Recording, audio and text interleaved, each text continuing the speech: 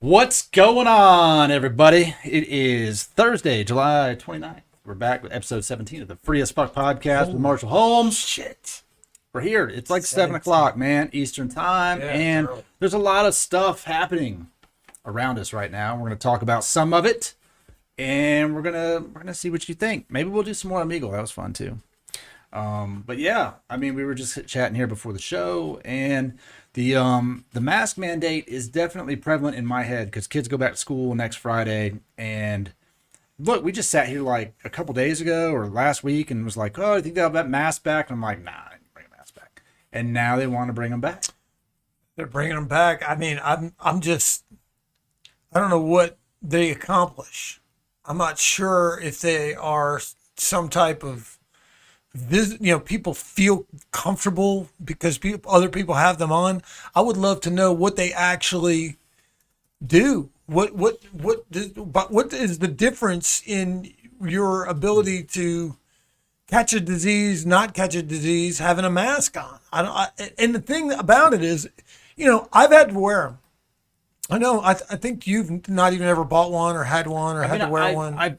I put it on like brief to go into like only places that were like, hey, you need to have a mask to be in here. And I'm like, do I really even want to stay in here at this point? Right. But okay. Well, I've had to wear them for work. I've had to wear them at two different jobs. One place as a food runner, and I currently have to wear one where I am now. And what I'll say about it is, first of all, there's nothing sanitary about the ones people are wearing. If people are under the impression that people are putting on a brand new mask or a sanitary mask, or they're wearing something that is in any way bacteria-free or virus, they're not. People pick them up off the ground and put them right back on their face. I don't know if I've seen that. I've definitely seen them on the ground. And I will say that the only way you're going to get one that's sterile is it right out the package. Right, and as exactly. soon as you use it, it's no longer sterile. As soon as you use it for 5 minutes and then you do anything touch it, anything, it's no longer sterile. So I have one that I wear for work. It is currently in my pocket of my work pants. It stays in the pocket of my work pants between shifts, and unless it's the fourth day of the cycle, in which case I wash it. It is the exact same mask every day, all day long. I just have one. I don't think it's protecting me from anything.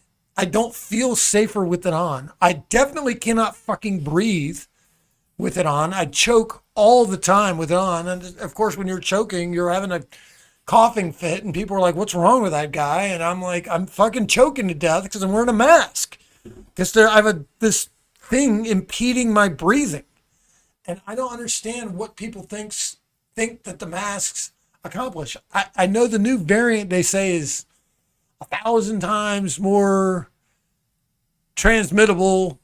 What does that even mean? Do people even know how it gets from one? I feel like somebody with COVID would have to attach themselves to your face and breathe directly through your nostrils in order for you to get it. Because when they do the test, they shove the thing like 6 inches into your skull. How the fuck does that get in there unless you are face to face blowing shit into each other's face? It multiplies, man. I think what would be real interesting, I think they should go in public, like it's a city or a random place, and they should pick people at random and say, "Do you mind if I take your mask? I'll give you a new one. I'm going to take this mask and I'm going to test it. And I'm going to see what's on the mask that you're wearing. And let's find out if they are helping you at all." Well, I know that my son wore the exact same one for the first 3 months of the thing. And he hung it up on his rearview mirror every day when he came home from work or school or wherever he was, and wore the exact same one, never washed it, never traded it in, never did anything. I don't know that he ever got it. I don't know if he got it or not. I know he's vaccinated now. Well, the thing is that they've been pushing the vaccinations very, very hard on people. Yeah. And you hear the new one? You hear what's new? They're going to give you $100. $100. $100. If you get vaccinated, we'll give you $100. And then there's the lottos. I don't understand that either. We're going to give away all this money to a handful of people who randomly got a shot. And also, it doesn't stop you from getting COVID. It does not stop you from having symptoms of COVID. It can potentially stop you from It is dying. undoubtedly the most divisive thing that's ever occurred in the history of my life. I don't think there's one single person. No, there's not one single person who knows definitively anything about it. Anything about it. And anybody who's made any kind of clear-cut statement a week ago, 6 months ago, a year ago, anybody that's been on television that's made any kind of statement, there is somebody right now showing video. They do it all day on Fox. I know on Fox they do it all day. They show videos of, look at what this dumbass liberal said a year ago. Right. And I'm like, look what you guys said a year and 3 months before that. And anybody that's making definitive statements about what's happening right now, nobody fucking knows. Nobody knows anything about it. There's not one person, even the scientists don't fucking know. They don't fucking know. Nobody knows what the vaccination is going to do. Nobody knows what COVID is going to do. Nobody knows the real statistics on any of this shit. Nobody has any fucking idea. So why not just be? Why is nobody just saying be as healthy as you can be? Why is nobody pushing that? Why is nobody saying, hey, quit eating fast food 4 meals a day. Quit drinking soda all day long. Because they talk about these mitigating factors. They're like, okay, there's things that make you more susceptible to COVID. Well, no fucking shit. The things that they're talking about are if you're a fucking smoker, if you're fucking obese, if you have diabetes, if you have any pre-existing conditions. All of these things are a direct result of being an unhealthy piece of shit. And right now, everybody's willing to try to do anything but tell people, quit being an unhealthy piece of shit. Stop being an unhealthy piece of shit. Be healthy. Eat healthy food. You know why I think that is? I think it's because there is a large number of people in America who are unhealthy. And if you tell them they're unhealthy, they're offended. No shit. Highly offended. I will tell you what they're offended by. I will tell you what all people are offended by. I have experienced it my entire fucking life. I was thinking about it this morning. People are offended by the truth. People hate the fucking truth. Hate it. They hate the truth so badly that we teach children at a very early age not to tell the truth. Children will tell the truth. When you meet a little child and a child meets an adult for the first time, they're going to tell an adult the truth. The child meets an adult, they look at an adult, they go, you got a big nose.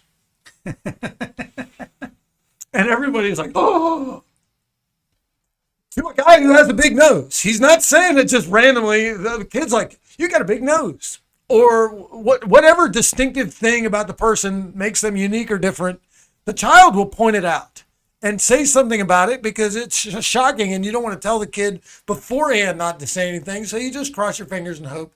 But then we pull the kid aside. Either the kid is admonished on the spot and be yelled at by everybody. Don't you fucking tell them that. Don't you say that person has a big nose. And if you're a kid, you're looking at that, you're like, I'm not allowed to tell somebody with a big nose that they have a big nose. The one thing we tell kids from early on is always tell the truth. We teach kids that. We teach them about George Washington, chop down the cherry tree. Oh, the truth. You got to always tell the truth. Never lie. Never lie to an adult. Never lie. And then the first thing we do is as soon as kids tell the truth, my mom says, you drink a lot. And the person's like, don't say that. But you did say that, Mom. You say that all the time.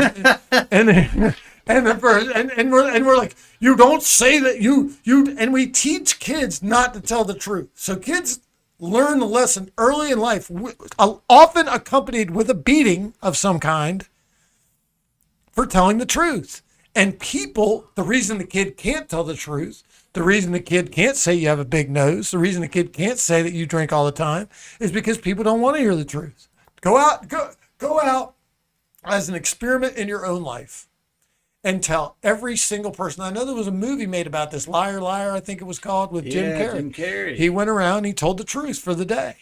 Or for, I don't know, it was a period of time. I never saw the movie, but I saw enough about it to know that he was somehow compelled to tell the truth in the movie. Right. And people are angry. People get angry at me when I tell the truth. I mean, I get people that are literally mad as shit all the time, and I don't anymore. what I do is I don't say anything. When people ask me their opinion, when people come up to me and they look ridiculous, I used to make the argument when I was younger. My friends would be like, "You're so mean to everybody." And I'm like, "No, I'm not mean to people. You come up to me, you're dressed like a complete fool, and we're about to go out to a bar or a club. And you look at me and you're like, 'How do I look?' And I'm like, 'You look like a fool. You're way too old to be wearing that outfit. You're way too fat to be wearing that outfit. You look ridiculous.' And people would always be like, 'You're so mean to everybody.' And I'm like, 'I'm not being mean. Who's being meaner? Me, who's trying to prevent my friend from going out in public and looking like an idiot, or you, who's telling them they look great when you know they don't? I know they don't. They look ridiculous, and they go out and look ridiculous in front of the entire world. But people do not like the truth. They don't. And I'll tell you, since I stopped telling the truth, and I probably could have done it in a little more gentle fashion when I was younger, but since I stopped telling the truth, I get along with people a lot better. I don't say anything. When I see somebody now and they look absolutely ridiculous, I go, "Oh, wow, you look great. Good for you. Fantastic. Oh, you look amazing. Well, that new haircut's awesome." Wouldn't you argue that that's an opinion? Right, but are you supposed to give an honest opinion, or are you supposed to give a dishonest opinion? Well, I mean, you can give of an course honest it's an opinion. Still just an opinion, not necessarily a fact. The truth pertains to facts. Okay. And we Fat. live in a society where Fat, unhealthy, and Yeah. fat. Okay, overweight, unhealthy. We don't want to use it. See, we don't even want to use the term fat anymore. Yeah, People don't even call want people to- fat. You don't. You're not supposed to say fat. It's body because shaming. it's too mean. You're body shaming. And people are. And I believe honestly, and I try to think of myself as no political persuasion at all. I'm not opposed to political correctness. I understand people's feelings. I get it. But when it comes to health, when it comes to this particular issue, the thing that people are walking around and whether we should get vaccinated or not, and that seems to be the only debate we're having. Should people get vaccinated or should people not? Should people wear a mask or should people not? How about, why are we not asking people to be healthier? Why are we not evaluating our lifestyle and the things that we are doing as a country, as human beings, to make ourselves unhealthy? They will pay you to take a shot, but they will not give you vitamins. They will pay you to take a shot, but they will not say to you that the problem that you're having is a direct result of 5 cheeseburgers a day. Or even worse, 5 cheeseburgers a meal. There's places you can go now, places where they'll sell you a cheeseburger. You can get another cheeseburger for free or another cheeseburger for $1. And anywhere you go, there is some kind of fast food deal that is designed to entice you to come in there and buy fried everything. It's true. And that's, to me, a bigger reason why 600,000 people are dead than from this virus. If everybody in America was in top health, everybody, would this even be an issue right now? Would we actually have as many people dead as we currently do if everybody was healthy? And if the government would say it? Well, I watched the fucking dipshit president sit there for a half an hour rambling about different tricks he's going to use to get people to take the fucking shot. And by all means, neither of the last two were healthy people. Not at all. No, Donald Trump was no. They're barely coherent. Joe Biden They're barely coherent. I watched the Hodge twins talking about him. He said something that they missed. That I guess people misheard him. It sounded like he said like they wiped my butt or something when he walked away. I saw. So then they were laughing because they were like, look at him just walk away. He just looks like an dying old He man. is. Like, He is. But the he thing walks is, like honestly, he's old. honestly. But he is old. All right. He's I don't know. Why aren't Almost, they? he's almost 80. He's almost Why don't 80 they, years instead old. of giving you $100, give you 6 months supply of vitamins? Get a shot, take these twice a day, go for a walk a mile a day. Exercise. How about a free gym membership for the There you entire go. country? Free How about gym we just? membership. How about they just send out? Hey, we're going to let you go. But people would be like, exercise. Yeah. Exercise. First of all, you can't do They that don't have because we time to can't get exercise. close Do you enough have to any one idea? another, and it's dangerous to be around people. You're gonna You can spread walk disease. outside. You can walk I mean, outside. gym membership, walk You outside. can. You can't go outside. You got to go outside. You got to You stay away can from buy a yoga mat and fucking do sit-ups in your house. You can do push-ups. I just bought a pull-up bar, and that's on the frame of my bathroom. I have a pull-up bar. I'm going to do pull-ups, push-ups, and sit-ups. Okay. And take care of myself inside my own home. And shadow boxing. You can keep your body in motion Oh, definitely. and do not even like rigorous. You don't have to lift weights. You don't have to, just keep yourself moving. People can't even fucking move. There are carts in fucking Walmart. Not because people are injured. Not because people are just because they're too fucking fat to walk around fucking Walmart. That is all those carts are for. Those carts are not. I used to look at those carts and think, oh, those are for people that have some type of handicap. They have trouble walking. My friend was like, no, that's not what those are for. We can get on those carts. I thought you had to have like a special pass or a medical thing to ride them. My friend was like, no, we can get on them right now. We can ride around them ourselves. We just tell them we just don't feel like walking through the store. What in the fuck are we doing? And everything we do now is designed to eliminate physical movement. Every new invention, everything that comes along, you don't even have to work out to mow your fucking lawn anymore. I saw today someone posted DoorDash is now DoorDashing CVS, Dollar General, and one other thing. And you're like, dude, you really need to pay someone to go to the Dollar General for you? Like, you can't go Get to the up Dollar and General. go. I don't understand. I don't understand any of that delivery shit. I look forward to going out. I look forward to going anywhere. I look forward to driving around. If I have to go get something, I look forward to it. It's a little adventure. It's a trip. It's an opportunity to see other people, interact with other people. I try to have pleasant conversation with anybody, a cashier. I try to make their day. I try to make them laugh. I try to say something stupid about either myself or the other people there, or about their job, or about their boss, or about their working environment. I try to give them some level of encouragement. It's an opportunity to interact with other people. I will say I do self-checkout if it's available, only because it's faster. Right. And it does save me time but to do stuff. I don't like laying around. I don't understand people that do. My son will sleep 16 hours a day. And he will sleep longer. If he didn't have to wake up at all, he would not. He would just stay in bed all day long. He loves things delivered to him. He likes to sit there and play video games. I don't understand. I'm going to tell you what I believe about this vaccination and the COVID. And I believe that we are unhealthy as a nation.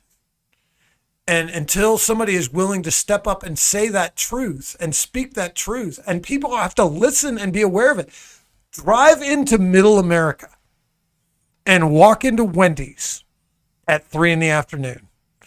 and give the people at Wendy's at that time of day a physical evaluation of a medical, not just a looking at them and being like, that's a fucking, you are talking about people that I would be willing to bet that the average American is 50 to 75 pounds overweight. That's a lot. 50 to 75? Yes. Across the board? I'd say on average, because you've got a lot of people that are Yeah. way above that. Right.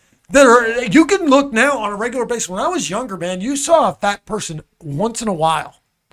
Take a look at like a photo from the 50s, from the 1950s. And I would say that there's two things, are the way we eat and the way that we move. And the fact is, the way we eat is garbage. I'm as guilty of it as the next person. I'm working on altering my diet. I'm working very hard. It's hard. It's definitely not the easiest. Crappy food is very addictive.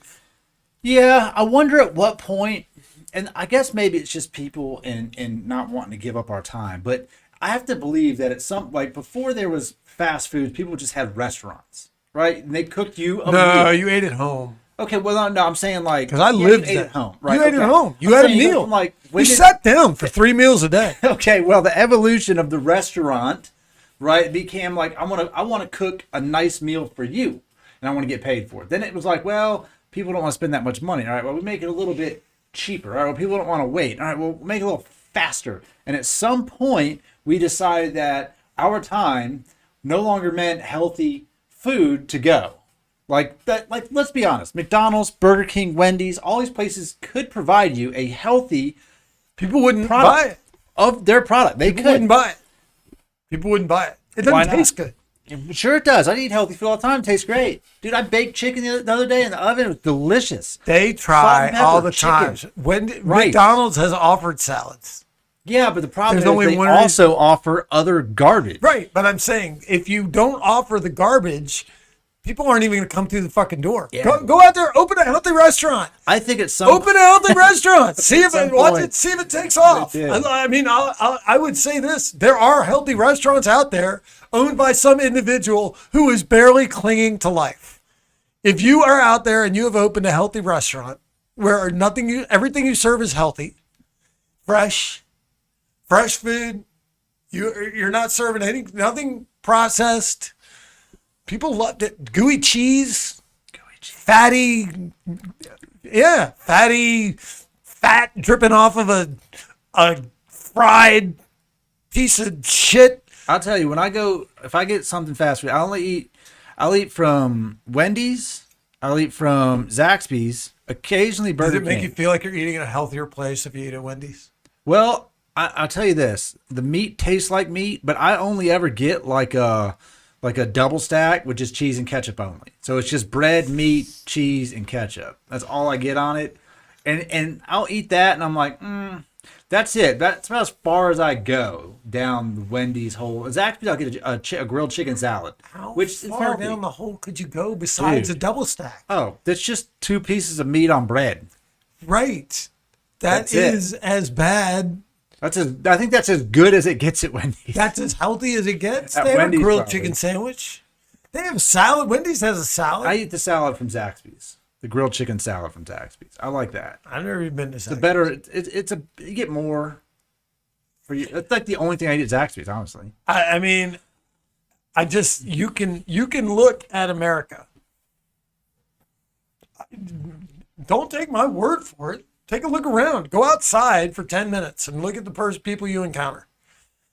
I mean, I'm not disagreeing. They with you. are, and when there are people that are walking around, not like outlandish freaks that you are like, holy shit, I can't believe, that are 200 pounds overweight. I see them every single day. No, you're right. Every day I see at least a dozen people that are 200 pounds overweight, and it is not impacting their food choices. No. They're not saying to themselves, I'm 200 pounds overweight. I'm in serious danger. I'm putting my health in serious danger. I mean, I know people that they talk about the difficulties they're having. Their knees hurt. Oh, there's Their no way that back if you're hurts. that overweight, there's no way that any part of you feels good. At any part of the day, do you say, I feel amazing. Right? You're There's exhausted. no You're chance. exhausted all the time. Yeah, dude, that's a lot of weight to Anything carry. makes you breathe heavily. Have you ever been at the gym and just picked up like 2 50-pound dumbbells and just walked around with them in your hands for like a minute? And just try to walk around with 100 pounds attached to your body. It's tough. It's exhausting. Yeah, sure. And that's Imagine people. that being part of your weight. Dude, yeah, and that's one thing. Like, I mean, look, man, I get it. You're tired because carrying around that much excess is exhausting. Like, I don't even want to do it. I go to the gym. Like, pick it up and just walk around. I've walked around with 100 pounds in each hand. I'm like, this is ridiculous. Like, someone weighs this much. This is crazy. Well, I mean, there's a show. I don't know if it's still on TV. I never watched it, but I certainly heard of it, called My 600 Pound Life. Oh, yeah. And the only way you could have a show called My 600 Pound Life is if you had people that weighed 600 pounds. I don't know if you weigh 600 pounds, how you go to find out that you weigh 600 pounds. Dude, you've seen the where do you scales go? they use when you catch a big fish? Like that. I guess. They would crane them out the house. I mean, yeah, people sure, can't leave there's the no doubt. house. They can't leave their house. How do you get to that point? I don't know. How do you continue to? You obviously are not making a living at that point, so other people are bringing you food, And they're not bringing you small amounts of food. They're bringing you large amounts of food. I know just to feed myself. And I am not nearly as healthy as I need to be. I'm sitting here. I'm a massive hypocrite because I do love fast food. I am currently trying as hard as I can not to eat fast food. On the way over here, I passed a Hardee's, and I fucking love Hardee's. And I saw it, and I thought to myself, oh my God, there's a Hardee's. I've been looking for a Hardee's forever. That's my favorite fast food is Hardee's. I was like, I'm so glad I found one. Now I know where a Hardee's is. Now every time I go do the show, I can grab Hardee's. And I was like, no, I can't go. I can't grab Hardee's. I'm trying not to eat fast food because it's so bad for you. There's no nutritional value added to your body. Nothing. You're not extracting. When you eat, the whole point of eating is to consume something healthy enough for your body to absorb the nutrients. Your body needs things. It needs vitamins. It needs minerals. It needs, calcium and vitamin D and protein and fiber. And it needs all this shit. Your body, in order to function properly, it needs a lot. You know what else is 100% true is that your gut biome highly affects your mood.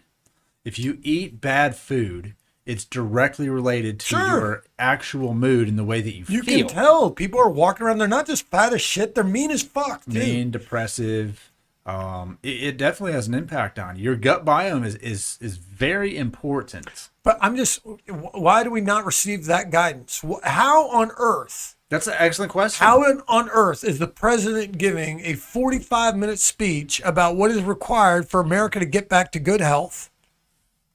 And never once during that speech is he mentioning the fact that the reason this is a problem is because we're all fat as shit. When this first happened and this first came out, now I don't know if this is any longer the case. I don't really know how bad things are in other parts of the world right now. But there was a period of time where we led the world in cases and deaths. Right. And did so for a while. For a significant amount of time, perhaps as long as a year, and maybe still, I don't know. They don't keep it on the, it's not tracked anymore as much as it was. They don't talk about it as much. I don't believe those numbers, but we seemed to be leading the world. And I thought that the reason was obvious, and I pointed it out to the people I was sitting around with. I was like, does anyone not know why this is? We're unhealthy as shit. The only other country I've really been at in a long period of time is Korea. And they do not eat like that. But we're trying to invade them with our fucking shit. Yeah. We're trying to put a McDonald's everywhere. We're trying to put a fucking Starbucks everywhere. People think that I'm just drinking a coffee. You're drinking a coffee that is filled with 9 million pounds of sugar. And that's one of the worst things. Sugar is... I know people think that I'm crazy when I feel like sugar is as bad as heroin for your body. I really believe that in terms of the long-term effects, in terms of how many people it impacts, in terms of what it does to you. Processed sugar, not like eating a piece of fruit that has some carbs in it, but processed sugar that you just, like when people drink a sweet tea. I know they joke around a lot about it in the South. But when I serve somebody a sweet tea, I feel horrible for that person. When they order it, I want to... When you make it, do you put like 2 cups of sugar in that bitch? You have to. Like, you know about the big, I don't know how it's probably like 2.5 gallons. I don't know what it is. Make it a restaurant. The big urn. And big tea thing. And you probably put like a cup, 2 cups of sugar in that sucker. 2 cups? Are you fucking kidding me? How much you know put what's in there? Have you ever seen a beer pitcher, like a 64 ounce? They put 2 of those. No way. 2 pitchers of sugar? 2 pitchers of sugar. When I first started the job I currently have, holy fuck, I put 1 in, and I remember the manager walked over and she was like, "Oh, Marshall made the sweet tea. Let's see how Marshall makes the sweet tea. Let's see if he knows how to make the sweet tea." And I thought to myself, I'm going to be in trouble because I put so much sugar in there. There's no way. There's no way that I didn't overflow this with sugar, and she's going to be mad. And she tastes it, and she's like, "Oh, well, Marshall can't make the sweet tea." And I was like, "What do you mean?" She's like, "There's almost no sugar in this." It's a 1-to-1 ratio. And I put in a 64 64 ounces. Pitcher. Yeah. A pitcher. You know what a restaurant pitcher looks like? It's a pitcher. It's almost a gallon. Yeah, of sugar. And they were like, how many sugars? And I said, I put in a full pitcher of one of the sugars. You put in one? Oh my God. You're supposed to put in two. Oh, And I was like, God damn. like that, like for people need to realize that stuff does not go away. It's deadly. It's in there. It's deadly. Your body's like, Right. It really is. Sugar. Wow. Sugar is really, really, really bad for you. And man, like I said, I don't want to sound like a hypocrite because I don't eat as well as I should. I could definitely eat more fresh fruits and vegetables. I buy them. My problem is, and I'm sure a lot of people can say this, I buy them, I don't eat them. yep. I buy them. Every And man I look has, at 'em- listen, every man has a banana on their counter that's brown, Oh, and every yeah. man is going to make banana bread eventually. I've got a and then we banana dump. on my refrigerator right now. Now, what I did was, last time I bought bananas, is I bought 3.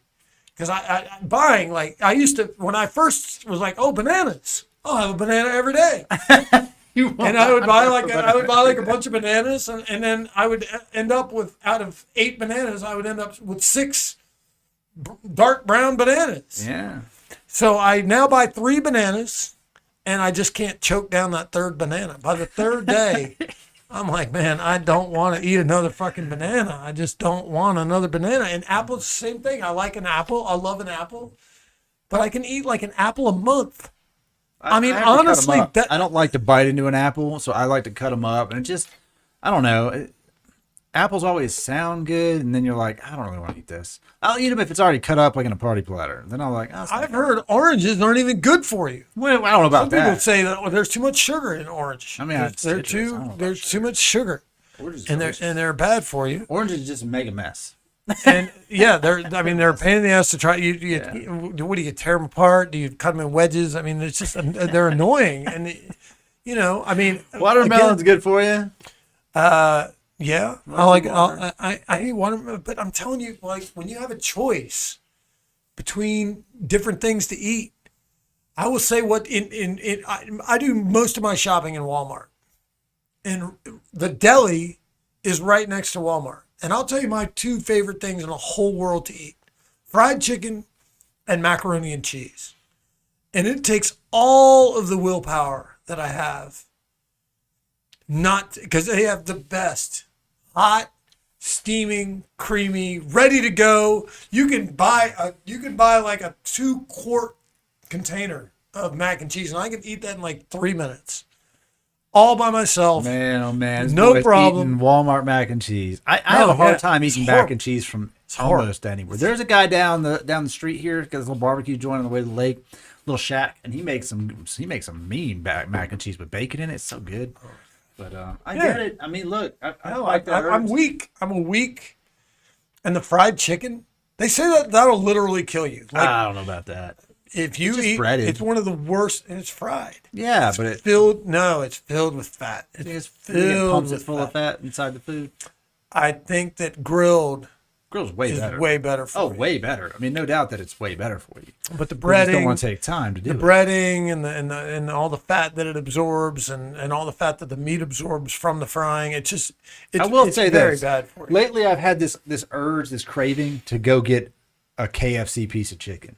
I mean, I haven't love had chicken- one I in love fried so chicken. long, but I'm like, I do remember like it I could being eat pretty KFC good. every day. But then I still don't go do it. So. And my favorite piece is the thigh. I love the thigh. Oh man, because it's impossible to mess it up. That's fun. It's always juicy. It's always tender. I just started baking so chicken. good. I just got lazy. I just want to grill it. I just put it on in a tray. I stick it in the oven. I put a bunch of seasoning on it. I just bake it now. It's Well, cheap. my step up improvement now that I have a home, now that I have a kitchen, I have a griddle, and I make ground turkey with barbecue sauce. Okay. And I put that's my dinner when I get off of work every night, late at night. And it's not a huge pain in the ass, but it's a little bit of a pain in the ass. But I turn on this griddle. It's like this big, and it's just a flat thing. Yeah. I turn it on. I put a 20-ounce thing of ground turkey on it.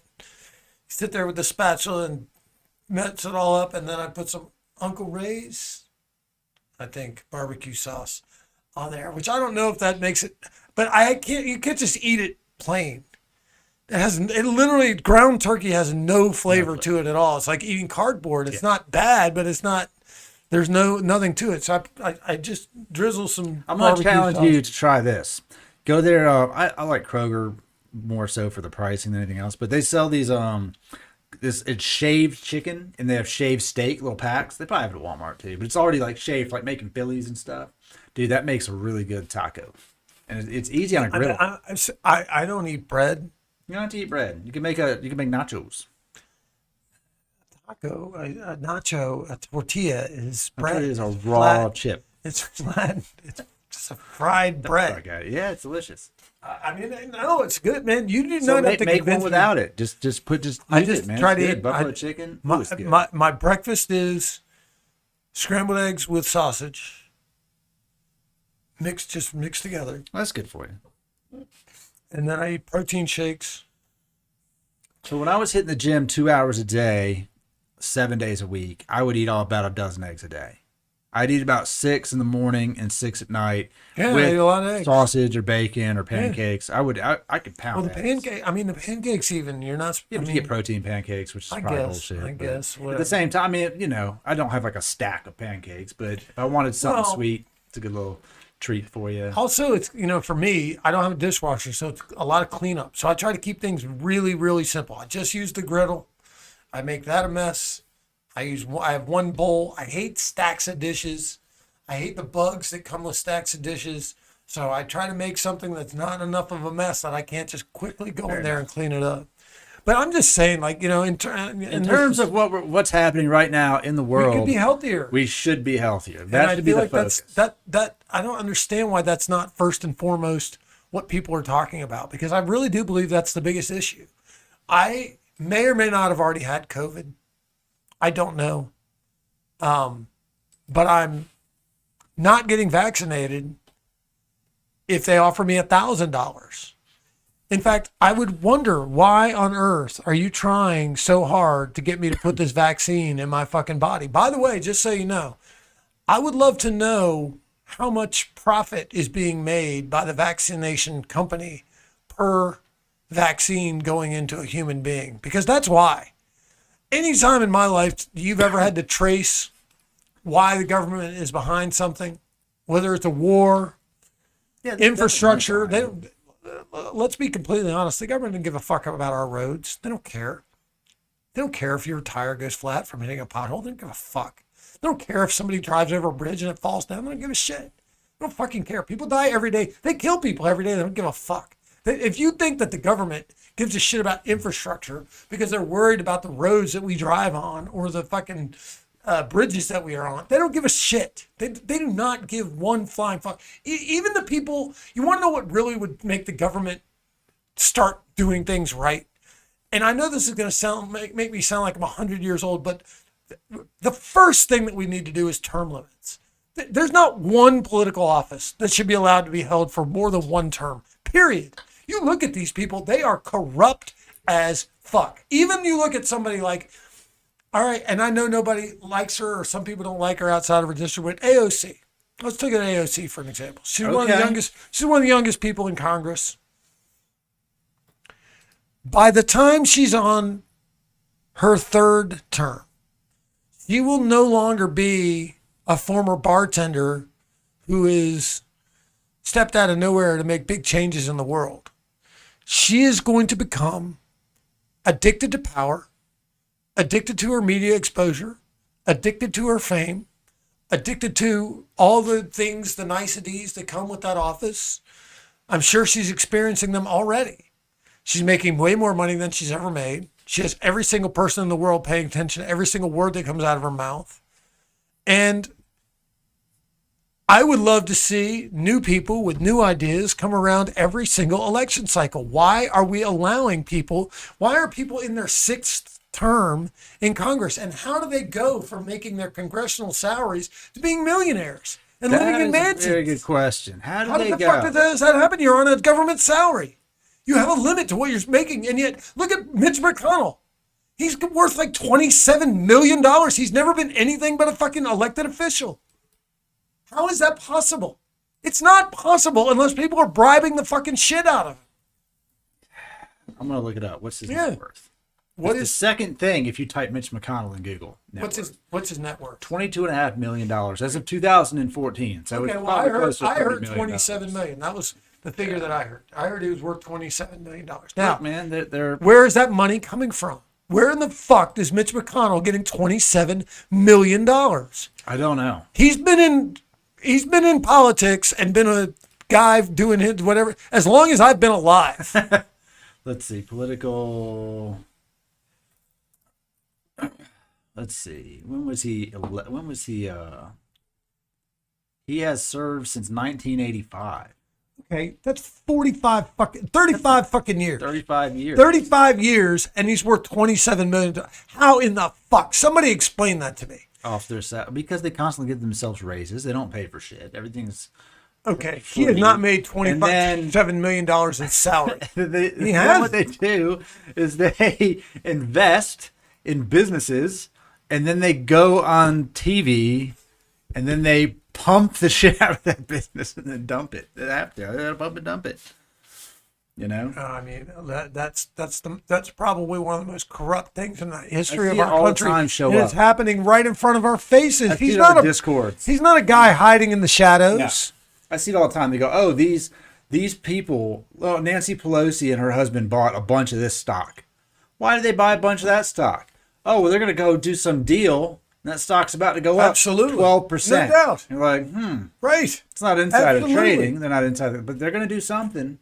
Like they were saying, how many senators bought certain of them. stocks prior to the infrastructure bill? As soon as they heard that the vaccines were, Oh, Moderna went did through we the get roof. to the vaccines? How many people made money off of Halliburton, who made $40 billion from the government, from a bunch of people who every day get on TV and scream about socialism and made all of their money from socialism? You know, we have literally every day I listen to people talk about we shouldn't have socialized healthcare from people who are literally, I'm sitting there watching them and I'm like, you have socialized healthcare. You don't want the rest of the world to have what you have. Would you give yours up? No. Go ask any member of Congress if they would give up their socialized health care that they currently have. And they'd have done absolutely nothing besides somehow shyster their way in through an election to get their position of power. Yeah, I think it's amazing that we don't have term limits. I think it's amazing that we have people that are in. Do you know why we don't have term limits? Because they. Do you know who would have to vote for the term would limits have to to vote occur? themselves They would have to vote themselves out of office, and they're not going to fucking do it. They won't. It's not even up for discussion. They're not. It's amazing to me that we have people in office as long as they are who have also not evolved with society. Like that's our problem. They have not changed their viewpoint on society. Speaking in of 30 not years. evolving with society, we are obeying a constitution written 250 fucking years ago. That's if not that's gonna not one of the change. dumbest fucking things I've ever heard of in my life, I don't know what is. There are people out there that even, they're like, oh, you think you want to change the Constitution? Are you crazy? We're supposed to believe that 40 old men 250 years ago came up with the most brilliant fucking document ever, and we're not even allowed to question it. We're not allowed to question it. We're not allowed to change it. By the way, these were not good people. These were not good fucking people. They all owned slaves. They all believed that owning and beating another person and making them do what you wanted them to do as part of your life was perfectly legitimate way to live your life. And they even wrote it into the Constitution about the value of those people. And the value of those people had nothing to do with trying to give rights to those people. The value of those people had everything to do with the fact that they wanted greater voting privileges for the people that owned a lot of slaves. They were trying to give that person more representation, not worried about what happened to the fucking slave. And that's, women had no, but we adhere to this document like it was written by God. So what other country is governed by an old set of laws like that? Well, first of all, I would imagine since most of them are older than we are, a lot of them are governed by laws written well before the one that we currently go by. But I don't know. I can't say. I don't even know. I do think it's I don't know if other interesting countries that have a constitution. I do find it interesting that at some point, with all of the advancements that we've made as humans in the last 200 years, that we don't really, we keep adding stuff to the law book and to the rule book, but we don't really take stuff away from the rule book. We leave it there and we just don't talk about it anymore until it comes up in some legal battle. They go, well, there's precedent from 1927. It's insane. It's insane for us to be obeying laws written by people that lived that long ago. It's absolutely moronic, and there's no justifiable reason for it other than there are certain people that have benefited from it, and they don't want you to question it. They wrap themselves up in phony patriotism. I don't think those people that stand behind, I don't think they give a flying shit about America. They don't care. Let me tell you something. The average American does not live some amazing fucking life. I'm around the average American all the time. The people that I work with and that I have worked with as restaurant workers are the middle income people of the world. And I've been around them for the last 30 years of my life. And I can tell you right now, most of them struggle their fucking ass off and they look forward to a handful of moments of pleasure out of their year. They think about a weekend that they're going to go get to spend with their family. They think about a night off that they're going to get to go out and have a good time. The majority of their life, they walk into work completely beaten to hell, exhausted. They get abused by the people that come in to that they do work for. And I'm not saying that they're alone. There are other industries. You can look at anything. You think a cashier at Walmart, can you even imagine what that's got to be like to be a fucking cashier? Could you last 1 hour on the register at Walmart? 1 hour. I couldn't. There's no way. It's unbelievable what those people, and they get paid nothing. And then along comes a virus that wipes out human contact, and everybody needs to go home because we're all going to die, except for the cashiers at Walmart, for the guys who work at the gas station, everybody that basically is making nothing. Yeah. And instead of saying, thank you, we now realize that you're a huge part of our existence. We actually came up with the term essential worker, which was one of the biggest jokes I've ever heard in my entire fucking life. Essential workers. Essential workers. Yeah, you're essential. You're essential to the essential you're the backbone of our country. Yes. And your life is without you. I worthless. couldn't make $300,000 a year working from home, Marshall. You want to make more than $7.25 an hour? You greedy fuck. No, you don't. You don't want to do that. You lazy piece of shit. And the thing is, there are people out there right now making the argument. Can you believe these people won't take these fucking jobs that are available? They want to sit home with their extra $300 a week from the government. Most of these people have never had 5 minutes off in their entire life. They go home, they choke down a fucking burrito, microwaved burrito. They spend 3 seconds with the person that is also living the exact same life that they never see. They fall asleep into a complete coma. They're woken up by an industrial alarm blasting through their room. They get up like a zombie, choke down a fucking Monster energy drink, 5-hour energy, a Monster, a Red Bull, smoke a pack of cigarettes and head off to work and do it again. And no one gives a fuck about them. None of these elected people, you think they don't give a shit. They don't care whether these people get paid. You think they care whether you get vaccinated because they give a shit what happens to you? First of all, there's somebody out there making billions off those vaccinations.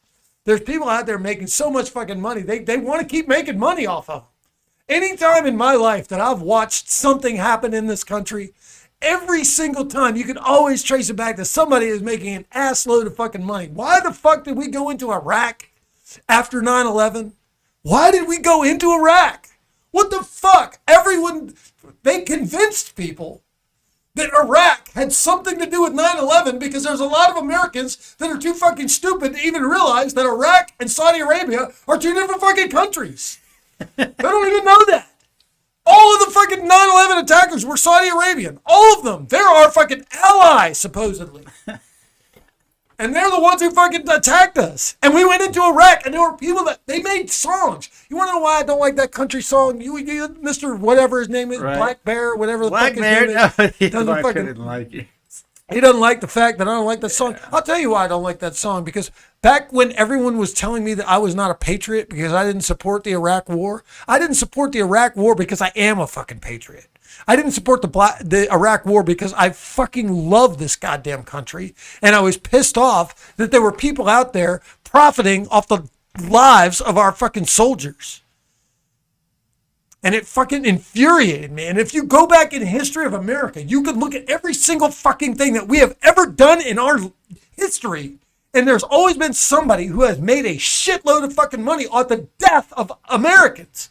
Other Americans. And then if you question their behavior, if you question it at all, they tell you you're not a patriot and that you don't love this country. And that's bullshit. I fucking love this country. I fucking put on a uniform for this country. I fucking carried live rounds and defended freedom's frontier in fucking Korea back when I was afraid I was going to step on a goddamn landmine. They used to tell me, oh, the fucking DMZ, it's got landmines all over the fucking place. We need you to walk there so the fucking North Koreans can see you guys walking around and know that America is fucking keeping them from invading. And I was like, all right, fuck, I'll do it, whatever. I'm a fucking American. I want to defend democracy. And the fucking people that we do this for, they don't want us there. Any place we go and invade because we're told that they need us so bad. Right now, look... Cuba, if we're down in Cuba, they'll overthrow their own fucking government if they want to. Their government is not sophisticated. They do not have some elaborate fucking setup of an ability. They might be brutal, but they're not fucking smart. They are not able to run a country. They can't do it well. You can look at their economy and tell that they suck. They're fucking driving cars from the 1950s. Yes, they are. They are fixing the same cars for decades because they can't even get any new ones. Because everything there is old as fuck. They can't feed people. Any country. Cuba stopped their own country from progressing. They didn't allow you to bring anything. You can't bring a new car to Cuba. Exactly. So why have they put up with that shit for that long? Because people are indoctrinated in there and they're fearful. They're scared. And it's a small place surrounded by water. They can't just leave. It's not our job to go in there and overthrow. Where would they go? You can't just leave Cuba and come here. Well, they do. People do. Yeah, but then they go back. Back when I was younger. No, man. There was a. I don't know if you remember this or not. But I can tell you, there was a period of time where they came over here all the fucking time. They put rafts together. They put fucking boats together, surfboards. People fucking, it was 90 miles by ocean. And when Castro was alive, and not when he was dying or when he was older, but when he was alive and he was ruling that shit with an iron fucking fist and walking around in his military uniform every day, people got the fuck out of there. All the goddamn time. And the law was, if you made it to America, it was called the dry land law. And the dry land law was, if you made it to fucking dry land, you could stay. And they were literally, you could watch on the news almost every single fucking night. There'd be a Cuban and a fucking immigration guy on the fucking shoreline of Florida, where the immigration guy was trying to prevent the fucking Cuban guy from making it to dry land. If they apprehended you in the water, you had to go back. If you made it to dry land, you were here, you could stay. And I watched it on TV all the time. You would see these fucking intense as fuck videos. These guys are in the water. They're waist deep. There's a guy, maybe even a team of guys from America, and they're basically trying to prevent you, like a game of capture the flag, for your life. Right. For your fucking life. That's a real deal. I mean, you watch this shit play out on fucking TV. So believe me, they were trying to come over here. Now, what is the current situation, man? I don't know.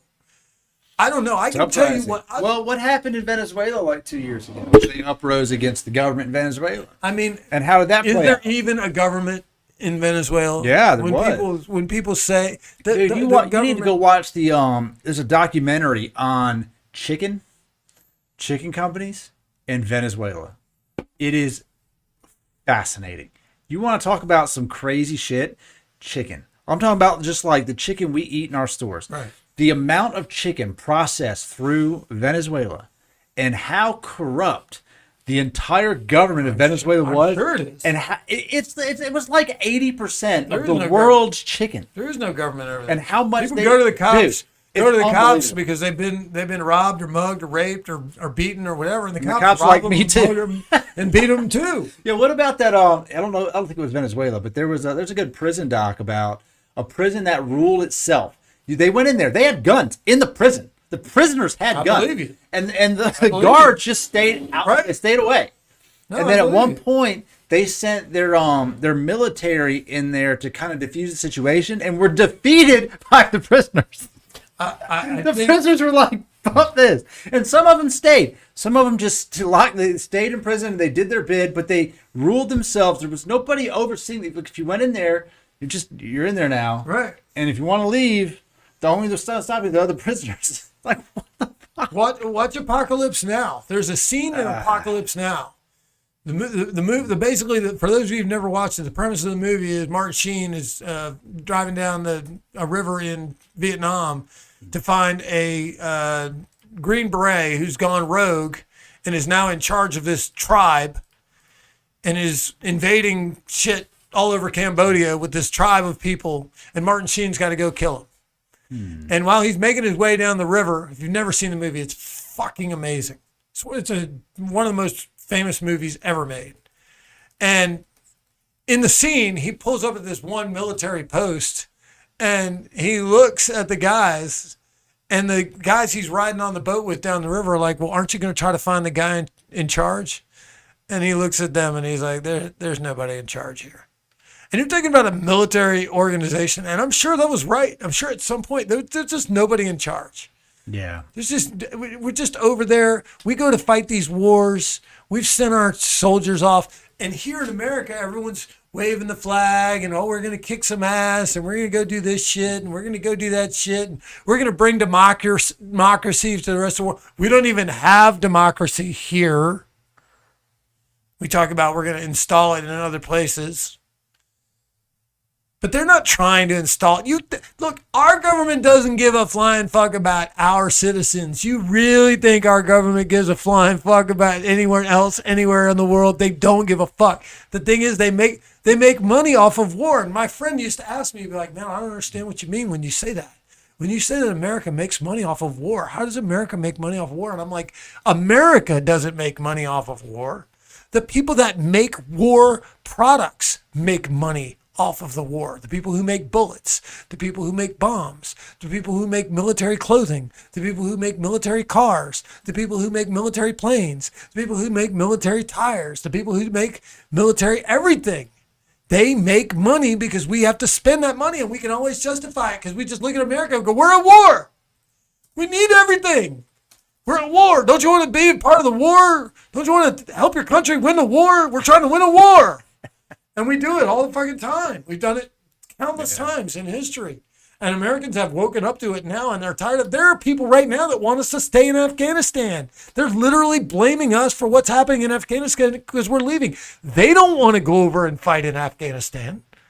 They don't want to put on a fucking uniform. Well, and what's going to happen is once they pull out of there and the Taliban comes back and starts just ravaging places, then people are going to go, oh, they shouldn't be allowed to do that. But that's not up for you to decide. You've been over there this long. They're supposed to be training the people who live there to take care of themselves. They're not going to do it. If the Taliban come in there and start wiping them out, we've done a bad job. We've failed them by being over there completely. Because just being there, oh, well, America's a big power. They're not, look, Taliban they're not scared of Americans. They've never been scared of America. Right. They're not coming here. They don't have the power to get here to take on America. They can send little. They try Yeah, to I mean, infiltrate. look, little gnats flying around your head is what they're trying to do, but they're not going to come wage war here. But yeah, if we leave the people there that have no way to defend themselves and they're like, oh, we can fuck them up. And I don't know what their end game is. Honestly, I do not know what the Taliban end game is by just ravaging the people that live there. Most people I don't know. Are incapable of thinking beyond the moment that they exist in. Most human beings that I've encountered in my life, and it's unfortunate to say this. I don't want to say this as such an insulting thing, but I know that for myself, I try to think strictly about the future. I really don't try to live in the present at all. Very rarely. Most of the time, all I think about is what is ahead. And often by thinking that way, I find myself in contradiction with all the other people around me, because most people are only capable of thinking about the current moment. And I feel like in my life, with all the things that I've faced, and I've faced a mountain of adversity, but the reason I've always been able to get through whatever I'm able to get through is because I can always think about what things could potentially be like. And the reason that most people can't get through the things that they get through is because they're only able to think about things in terms of the way they actually are at the moment. But the same thing is true of people that are trying to do something to better themselves. Most of them are only capable of thinking of where they are in the moment. Right now, I don't think the Taliban has a plan for what are they going to do. What they want to do right now is kill as many people as helped us while we were there as they possibly can. That is what they're going to do right now. Right. What are they going to do beyond that? I don't think there is a plan. I don't even think there's one centralized person in charge. I think it's a group of people that has the mentality of, we're about to go fuck some people up, and we're going to torture them, and we're going to hurt them because we humiliated them. We went into their country and we took over areas that they were in charge of, and we eliminated them from power, and we attempted to put some people in charge that were not up to the task. I really wonder what it would be. You could give somebody a fucking better weapon than me, better armor than me, better whatever. I've been in 9 million fights in my life. Very rarely have I fought somebody of my own stature. Almost all the time I'm fighting somebody who is a giant in comparison, but they don't have any desire to fight. They just want to be a bully. And as soon as you take that element out of their game, and that's the thing is with the Taliban, that's all they are. They're a bunch of bullies. But the other guys, they don't have a desire to fight. None. We gave them guns. We're like, here's a gun. Here's how you use this gun. You can use it to kill those guys. And these guys are like, man, I'm a shepherd, bro. I'm a shepherd. I want to watch sheep. I don't want to fight. I don't want to be in this. That's why as soon as we leave, do you know what happens when we leave? These guys literally lay those guns down on the ground and walk away. They just set them on the ground and leave. Do you blame them? No, they don't want to do it. They don't. They're not interested. Why were those people in charge in the first place? Most people don't give a fuck. All over the world, our government is the best government in the world. And our government absolutely sucks. Our government is the best. How is it the best? No question it's the best. How is it the best? Because you're talking about the idea of our government? The concept of our government. Okay. The concept of our government and what it's designed to do in terms of representing the will and the desire of the people and to provide the freedom and protection of the citizens that are under it. Our government is the best. There's no comparison. Other governments are mostly there to suppress the will of their people. And ours is not. Now, ours does, but it's not designed to. It's supposed to reflect the will of the people. The reason it doesn't is because the people that are in charge have been in charge forever. They're addicted to power. The reason that we could fix that with term limits, just like that. Oh, yeah. Just like that. If we made every single elected office in America, you could only serve one term. That's it. One term. One term and you're out. You know what they'll tell you? They'll say, we can't get anything done in one term. We don't have enough time. You know why? Because they don't work enough. You better figure it out. You know why? They spend all their time campaigning for their next term. That's exactly right. They do. They literally get into office and they spend all their time raising money and going around. I think there was everybody, and they're like, there was a Rogan podcast a while back, and they was talking about one of the senators that was running for president. He's like, you're still a senator. What do you do? Who's doing your job while you're out here doing this? You need to resign from what you're doing. Yeah, if you and want go to do run that, but they don't. Right, of course not. They don't have to. They're still just this guy. They don't have to. They've realized at that point they don't have a job. Right. There is no job. Why There's do no you job. Why do you think they always sit around and talk about trying to reach a bipartisan compromise? Well, we had a meeting today. We had six of us and six of them. We really made some progress. Blah, blah, blah. They haven't done shit. They don't want to do anything. They do not want to make progress. They love going on TV. Look at how many of them become TV people. Go watch Fox News and see how many people are former congressmen, former senators, former this, former the director of this, former secretary of state, former press, whatever. They're all right there on fucking TV all day long.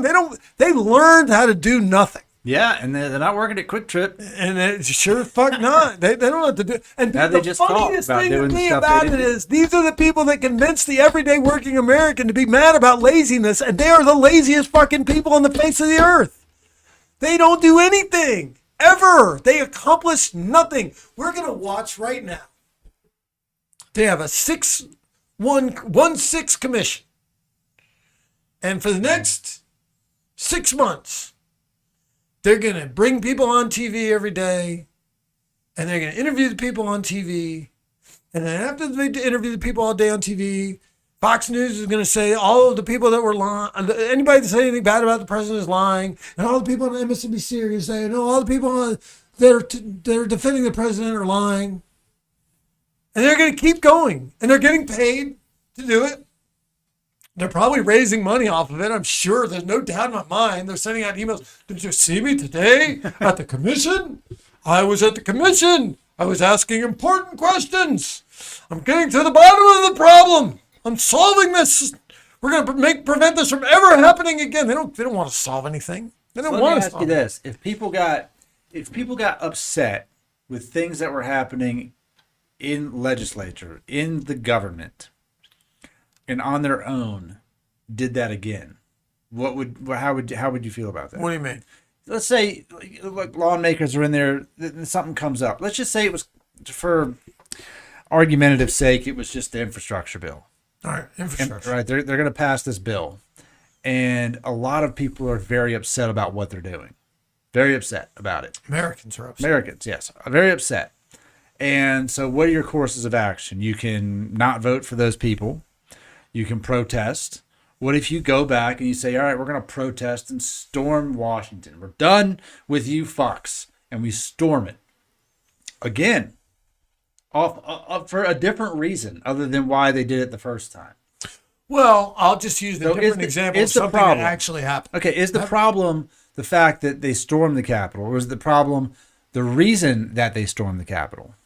Well, in my opinion, they stormed the Capitol because they were misled. And I don't even know, I don't know the mindset of the people that stormed the Capitol. I don't have a problem with storming the Capitol because I think the Capitol should be stormed. Right, that's If where I'm going. anybody in with the this. world, if anybody in the world deserves to have their work disrupted, it's the people that are literally sitting around doing almost nothing most of the time.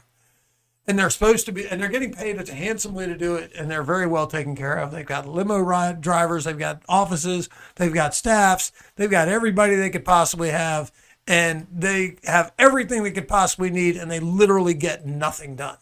My problem with the people that did this particular incident was either they were misled, but I think most of them have a predisposition to. I really don't understand the mindset. And the I don't thing know is, how it goes from there. I want to say this because when you question somebody's motives, you have to know what they are. And I really don't know the motives of what I can say is from what I saw and what I experienced. I don't believe there was one single thing that Donald Trump has ever done in his entire life that was where he had the desire to accomplish anything other than to make things better for himself. I watched him day in and day out betray the people most loyal to him. It happened all the time, including these people that went there and did this. So I don't understand what it is about him that drawn this intensely passionate loyalty. The only thing that I know that he absolutely has stayed consistent with is that he is absolutely as cruel and nasty to people as he possibly can be. And people see that and they seem to like it. They seem to like the fact that he puts the libtards in their place.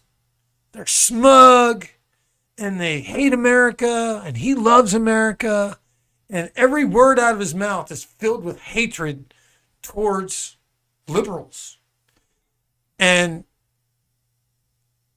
they seem to love that about him because he didn't do anything. That's the game. He didn't game. accomplish anything. There was no wall built. Mexico didn't pay for it. There was no infrastructure. He was going to rebuild America. He didn't do that. I don't even know that he attempted to do it. I never saw any effort while he was president at all at any kind of infrastructure bill at all. I never saw it. If he did it, and I followed it intensely. I waited for it. I remember 3 things he said he was going to accomplish. The 3 most important things. Every time I saw a thing that he behind his head that said promises made, promises kept, I was like, what fucking promises are you talking about? I remember 3 promises that you made. I remember you saying that you were going to build a wall paid for by Mexico. That was the primary thing that he said more than anything else. He said that everywhere he went all the time. He even at one of the debates, they questioned about it. They're like, how are you going to do that? Blah, blah, blah. You don't know what you're doing. He was like, it just got 3 feet higher. Yeah, I remember that. And I'm like, what the fuck are you talking here's about? What I think happened. He never, I'll say the 3 things. I want to say all 3 of the things because there were 3. That was 1. And then he said he was going to make sure he had a healthcare plan that was better than any plan that was out there.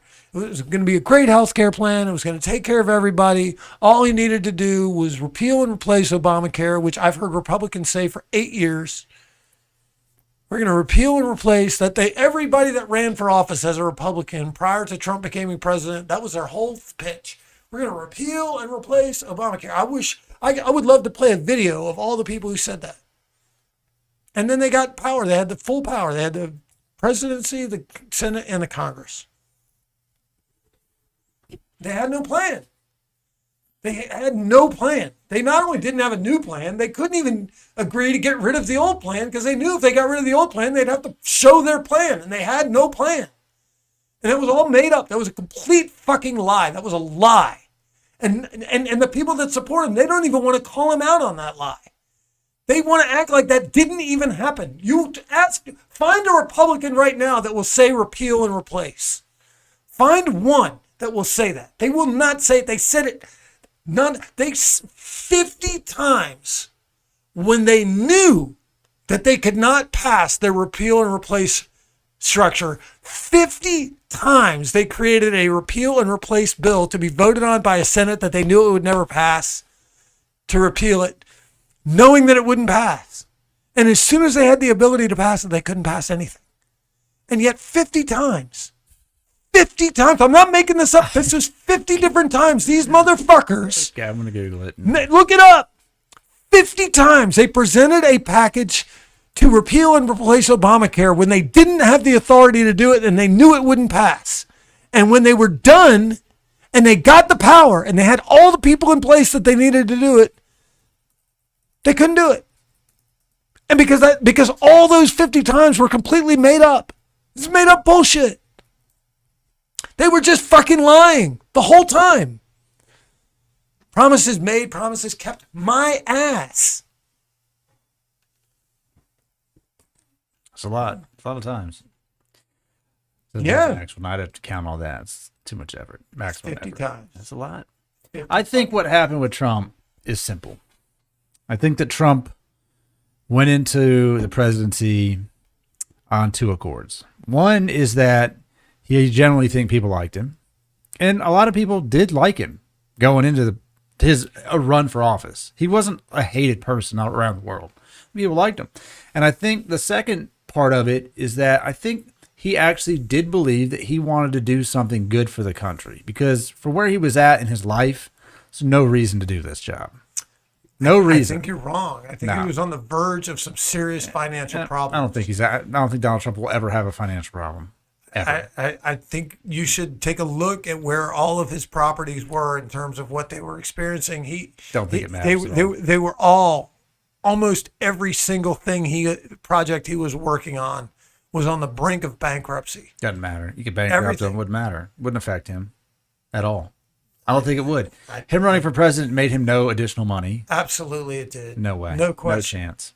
His kids made, I think Ivanka and what's his name? They made like $900 million while they were in office. I don't know about all that. You'd have to look that. I'd have to. I have looked it up. Some facts on that because I don't think I think it cost him money to do the entire thing. But aside from all that, I think if you go in there and you're, especially someone who's not a career, believe what you believe, a career politician who hasn't spent their whole life in Washington, I think to an extent believes if we win the House and we win the, if we were in the House and the Senate, and then we go in there with these ideas that we can do whatever we want, we can get things passed. And the reality is that it takes more than that. Like our government is not set up in a way in which things get done efficiently. Our government is set up so that you can present an idea and I can tell you your idea is stupid and I don't like it, even if it's a good idea, because this guy doesn't like it. Yeah, but he didn't actually even have an idea. It doesn't matter. I think that they had, like, even the thing with building a wall. Yeah, you can't just go build a wall. Like, it's not that simple. But that is what he said. Because I think he honestly believed that it would be easier to get done. You got a guy who's been his whole life building shit. Yeah, go build a wall. He's spent his whole life lying to everybody about everything. As that may be.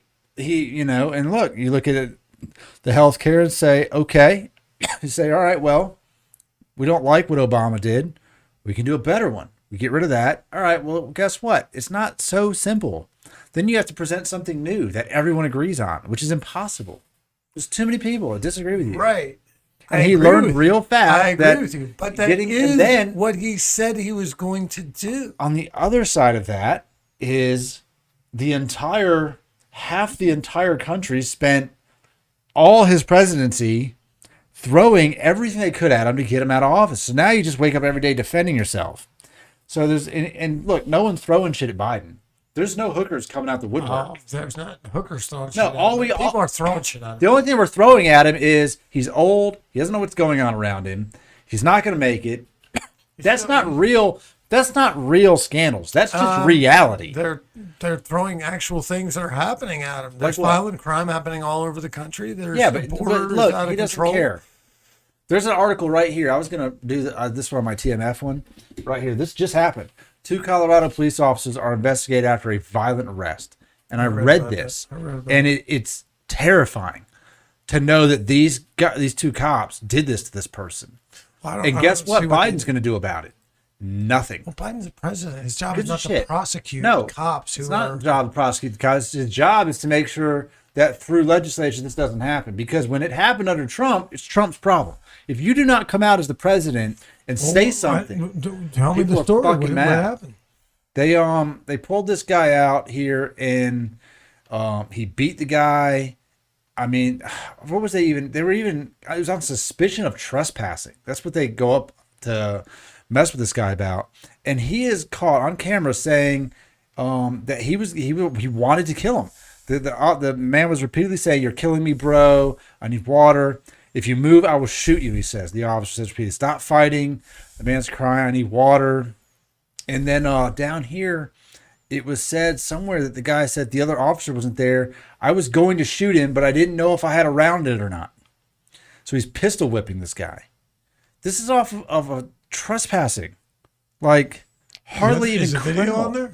No, they did not release the video yet from the body cam. But all of the things that are on here are from that, and they're also going to prosecute the partner who let it happen. Right.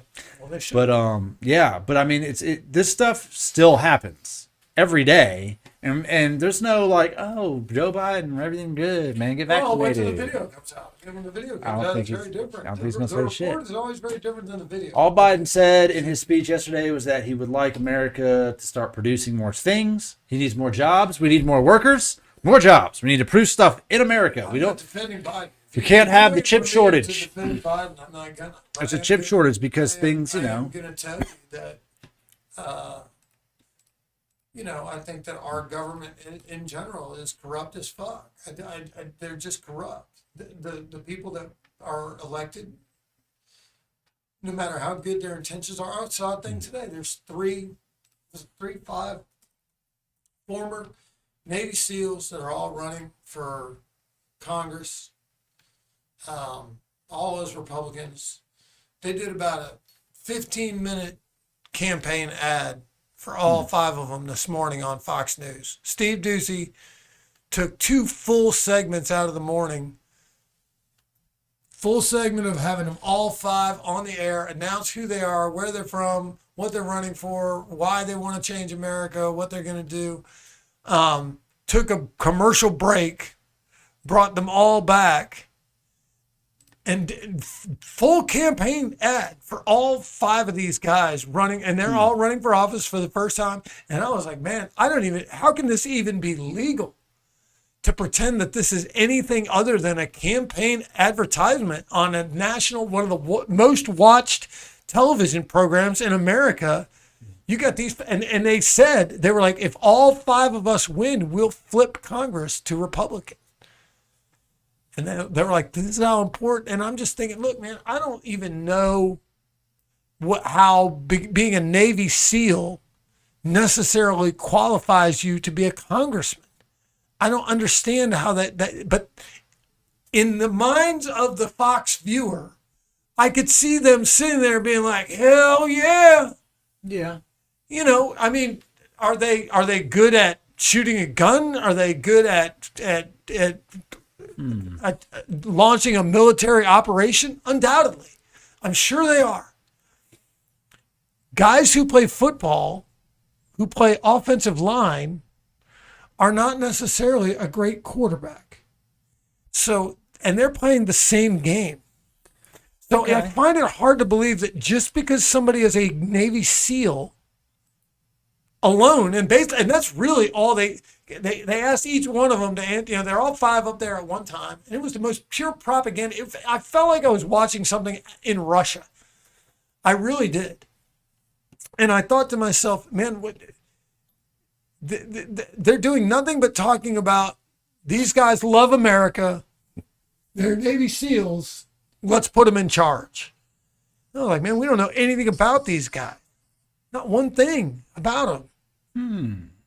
Interesting. Why are we promoting this? Maybe they will be good. But I will say, in my opinion, that right now, if you have agreed to be either a Democrat or a Republican, Interesting. You have, what are you looking at? I'm looking at who's running. The name looked familiar, Morgan Luttrell. Morgan Luttrell is the brother of Marcus Luttrell, who is known for being the real life story of that Mark Wahlberg movie, Lone Survivor. Okay. So he's his brother running.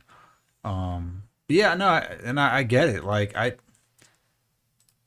don't know what makes them more qualified to do the job. It's just a different set of boots in there. Maybe we think of the no nonsense version of it, or the pro-America version of it, or the pro-the-people version of it. I don't know.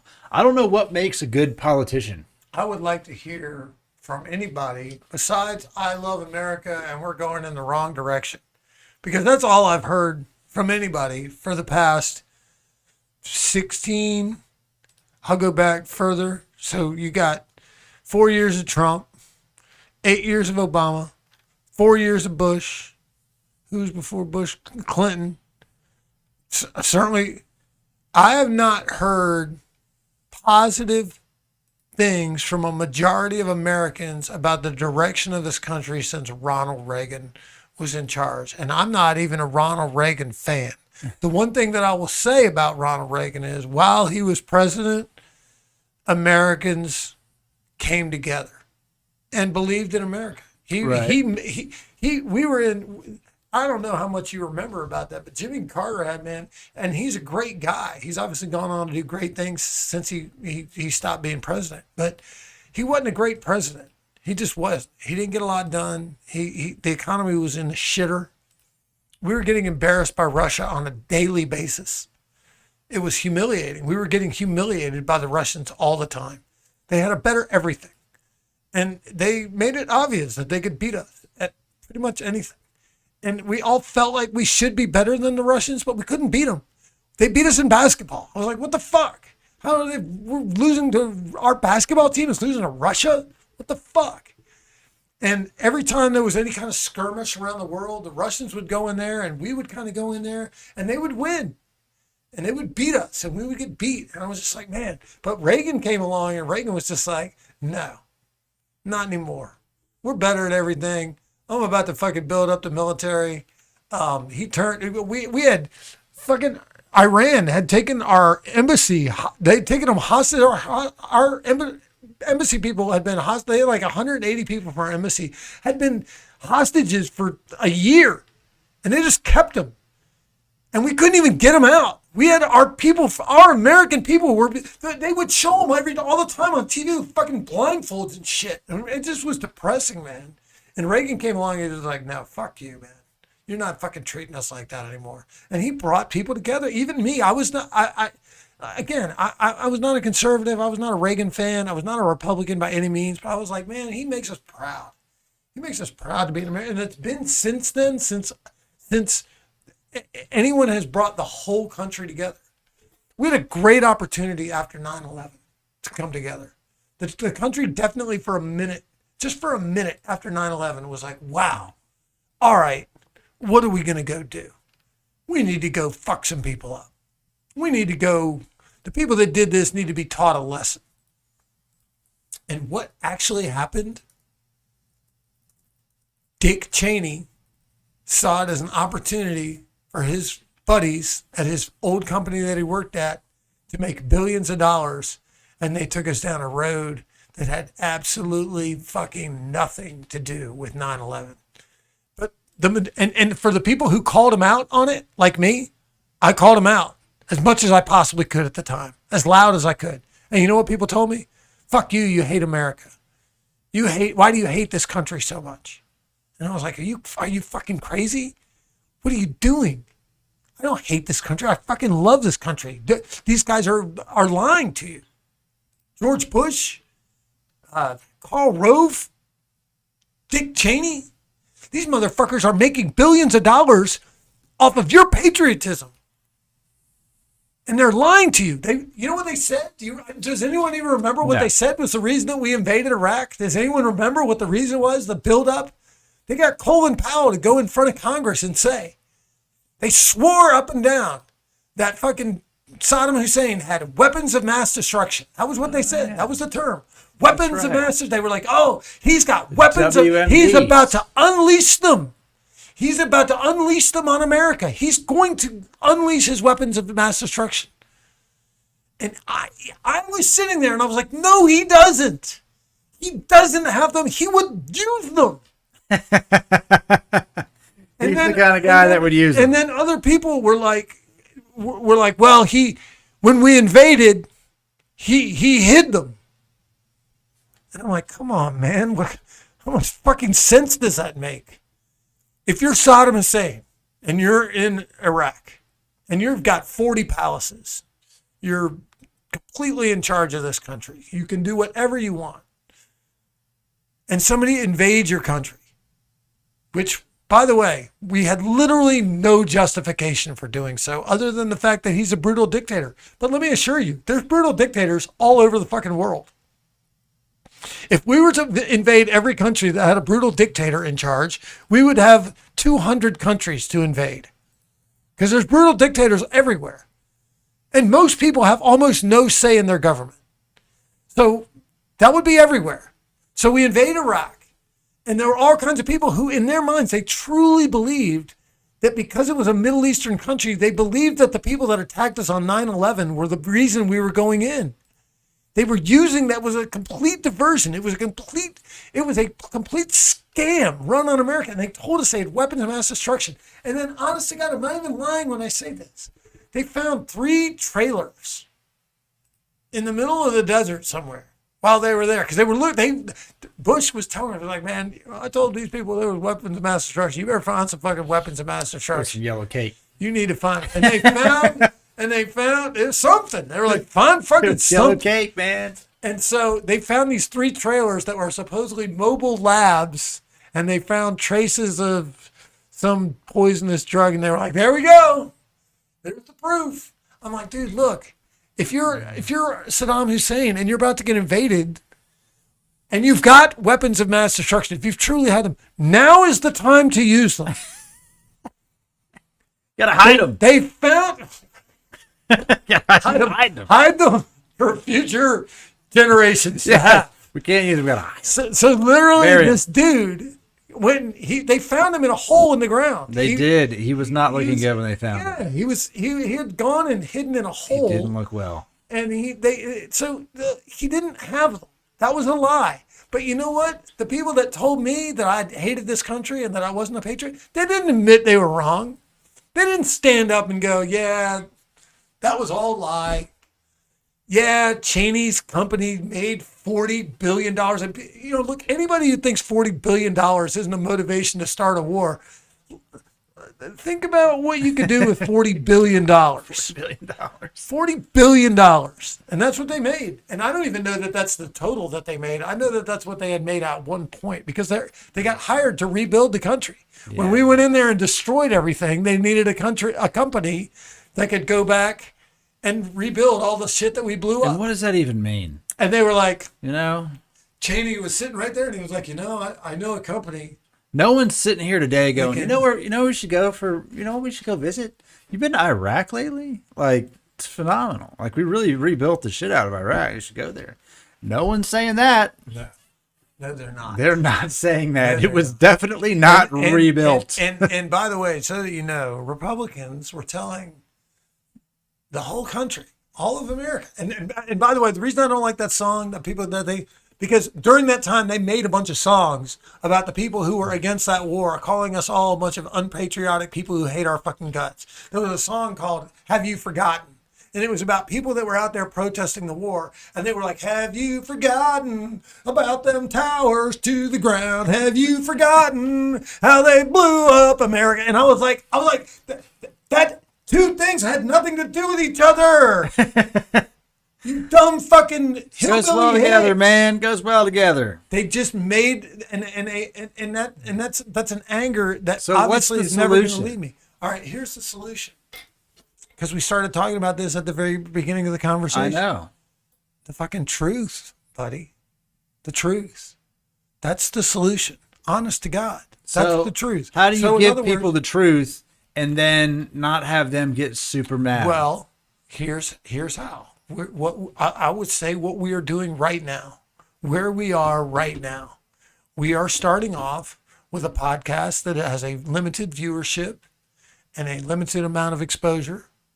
But if we stay true to the truth, and I watched Fox right before I came here. I had to go home. I had to change. While I'm changing, I watched Fox.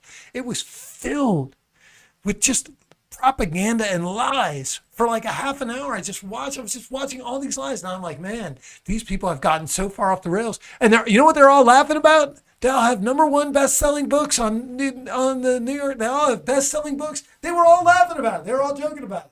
They were making fun of anybody that didn't have a best-selling. They were like, does he have a best-selling book? Does he? And I'm like, you can get a best-selling book because if you tell lies, that's what people want to hear. Everything they said was a lie. They took the one guy on that show. They had a guy named Juan Williams used to be on that show, and he was the liberal voice. Okay. And they replaced him with Geraldo Rivera because people, I'm sure, called the network and were like, we don't like having him on there. Why do you have him on there? Put somebody on there that's going to say what we like. They want to hear lies, bro. The same people that want to hear that want to have to choose between a mask and a vaccine, which is a false fucking choice. So it's not a real choice, people. So I pulled up two things that popped up here as you say this. Peter Ducey, Fox News. It's Peter Ducey, since you like Fox News so much. He asked Biden yesterday, on the new mask mandate. And he said, you said if you are fully vaccinated, you no longer need to wear a mask. Right. Biden's response to that was true at the time. Then he said, because I thought there were people out there that were going to understand that getting vaccinated made a dramatic difference. And what happened was the new variant came along. They didn't get vaccinated. It spread more rapidly and more people were getting sick. That's the difference. Okay. So what you need to know, Marshall, is that there's a new variant out there. It's spreading rapidly. People are getting sick. And if you put some cotton in front of your mouth and your nose, they will not get sick anymore. That's the fact. Fact is, and this doesn't work.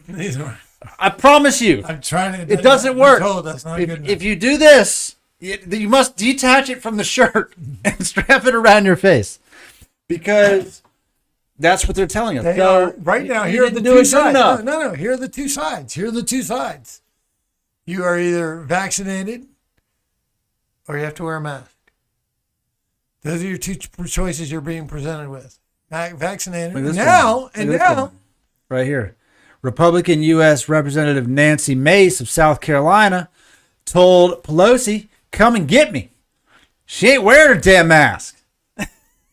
She said, no, come and get me. These motherfuckers, by the way, these motherfuckers. She said she follows science. I am not wearing mask outside of the chamber because I follow science, not Pelosi. Come and get me. Look, man, this is going to be, I've said this on other podcasts. There's always a thing. There's like a new thing. This is going to be the thing. This is the next thing for us, is going to be back to masks. But not only is it masks now, it's masks and the vaccine together combined is not good enough. Now there's going to be a new one. And watch them try to lock the shit down again. Watch them do that going into fucking depressing season, holidays. I think that. Good fucking luck. I think that if that was attempted, and I could be wrong, I believe at that point you do have a good possibility of a civilian population revolution. I think so. I think people will say, fuck this. Enough. You're going to tell people after all summer, people are out there living free as fuck, enjoying their life, that it's holiday season and you can't go see your fucking family again. I don't think that's going to. It's not going to go over well. Well, I can say that here and you say, look, you can sit around and bitch about this stuff, which I certainly do plenty of. Because I'm frustrated like every other American in the world. I am frustrated about what is happening. But I look at the problems that we have. And I've made a list. And I'll go down the list as we move through this broadcast. But I will say there are solutions. The solutions are based on the truth.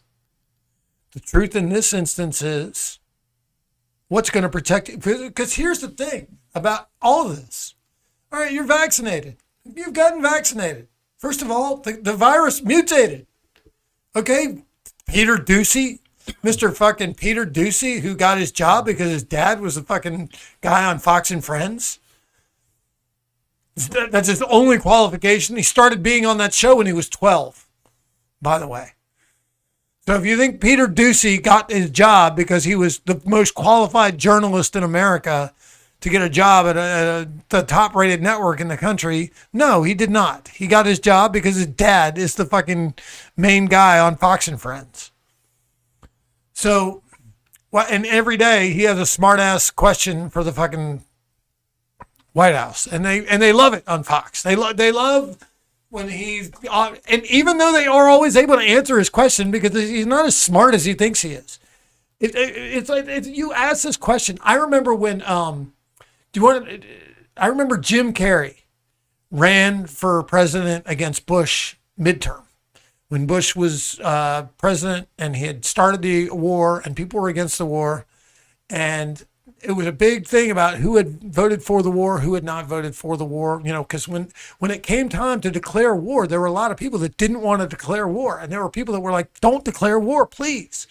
But there were a lot of people that said, if you don't declare war, you're not a patriot. You don't love America. So there were a lot of people who were against the war who voted for the war. And then they realized as soon as they voted for the war that the whole fucking thing was a goddamn lie. And they regretted their vote. And John Kerry regretted his vote. He voted for the war, and then he decided he was against it. And the big label that he had to deal with, and I'm going to tell you how far this went. He had to deal with being called a flip-flopper. They were like, oh, he's a flip-flopper.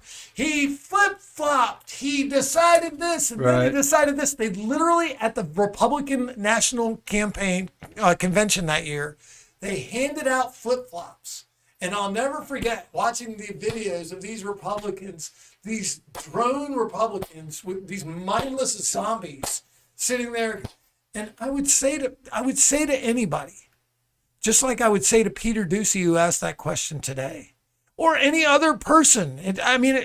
I hate that it's so often Republicans that I'm attacking, but I'm against anybody who's doesn't understand the concept of changing your mind. The facts change, but let's be honest. What they were telling us from the beginning was a lie. So even though he's changed what he's told people to do, what he was telling, the truth of the matter is we are going to be under an onslaught of respiratory viruses for the remainder of human history. They're not going away. They're going to continue to mutate and change. And when we come up with a vaccination, they're going to come up because a virus only has a desire to do one thing. It only has one desire, and that is to stay alive.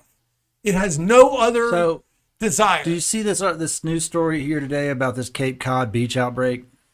That's making it's popped up here really recently. This is at 5 o'clock today. Okay. So in Cape Cod, apparently, as of Thursday, 882 people were tied to the Provincetown outbreak. Among those living in Massachusetts, 74% of them were fully immunized, yet officials said the vast majority were also reporting symptoms. 7 people were hospitalized.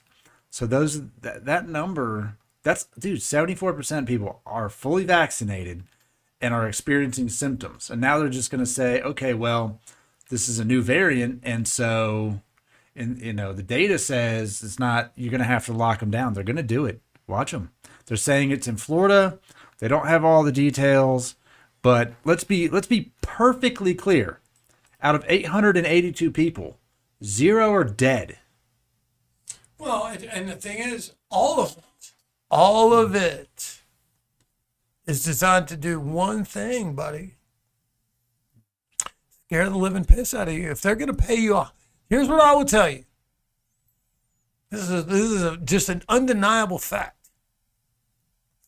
If they are willing to pay you $100 to take the vaccine, that is because they are making $2,000 every time they give the vaccine. Find us one thing the government wants to put in your body and pay you for. Find me one that, go to Kroger right now, or Publix or CVS or Walgreens or wherever you go. Will they pay you? Walk in there and ask them, what do you have that you will pay me to leave here with? Will they pay you to eat? Will they pay you to eat avocados? They pay you to go outside. Will they pay you to exercise? No. Will they pay you to make sure you're hydrated? We're going to get on a different topic. Luke had a question for you. Oh, Lord. Question from Marshall. Oh, shit. What is your opinion on states like Texas that still have capital punishment and the death penalty? I believe they're the same thing. Unless I'm mistaken, capital punishment and the death penalty are the same thing. I believe it. They're the same thing. Here's what I would say. I don't think that it's necessarily our position to determine somebody else should die. I don't believe in a death for a death. I believe in punishment. I believe there are certainly punishments that should extend for the duration of life.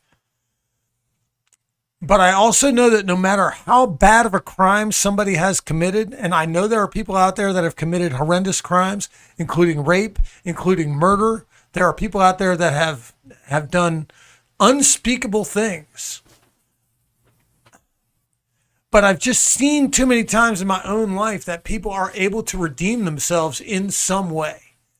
And so what all I would say is, even though I don't necessarily think that those people should ever be let loose in America. Now, I'm not locked into that position. I know there are extenuating circumstances for anything. Depending on the crime that we're talking about, depending on what the person has done, I could certainly understand the desire for capital punishment. But I think in the most severe crimes, honestly, I believe capital punishment lets the person off. I believe it is a far worse punishment to have to stay alive, live with what you've done, wake up in captivity every day, knowing that you're never going to achieve any level of freedom again in your life. And I believe that's a worse punishment. So I don't think of capital punishment as really a resolution to anything. I think it might give a moment of satisfaction to the people who want to see the guy die. And believe me, there are a lot of people that deserve to die. But just strictly in terms of punishment, what is worse? Why do people kill themselves? Why when people are faced with the potential of going to jail, do they shoot themselves when they're in a hostage situation? A hostage taker shoots himself in the head.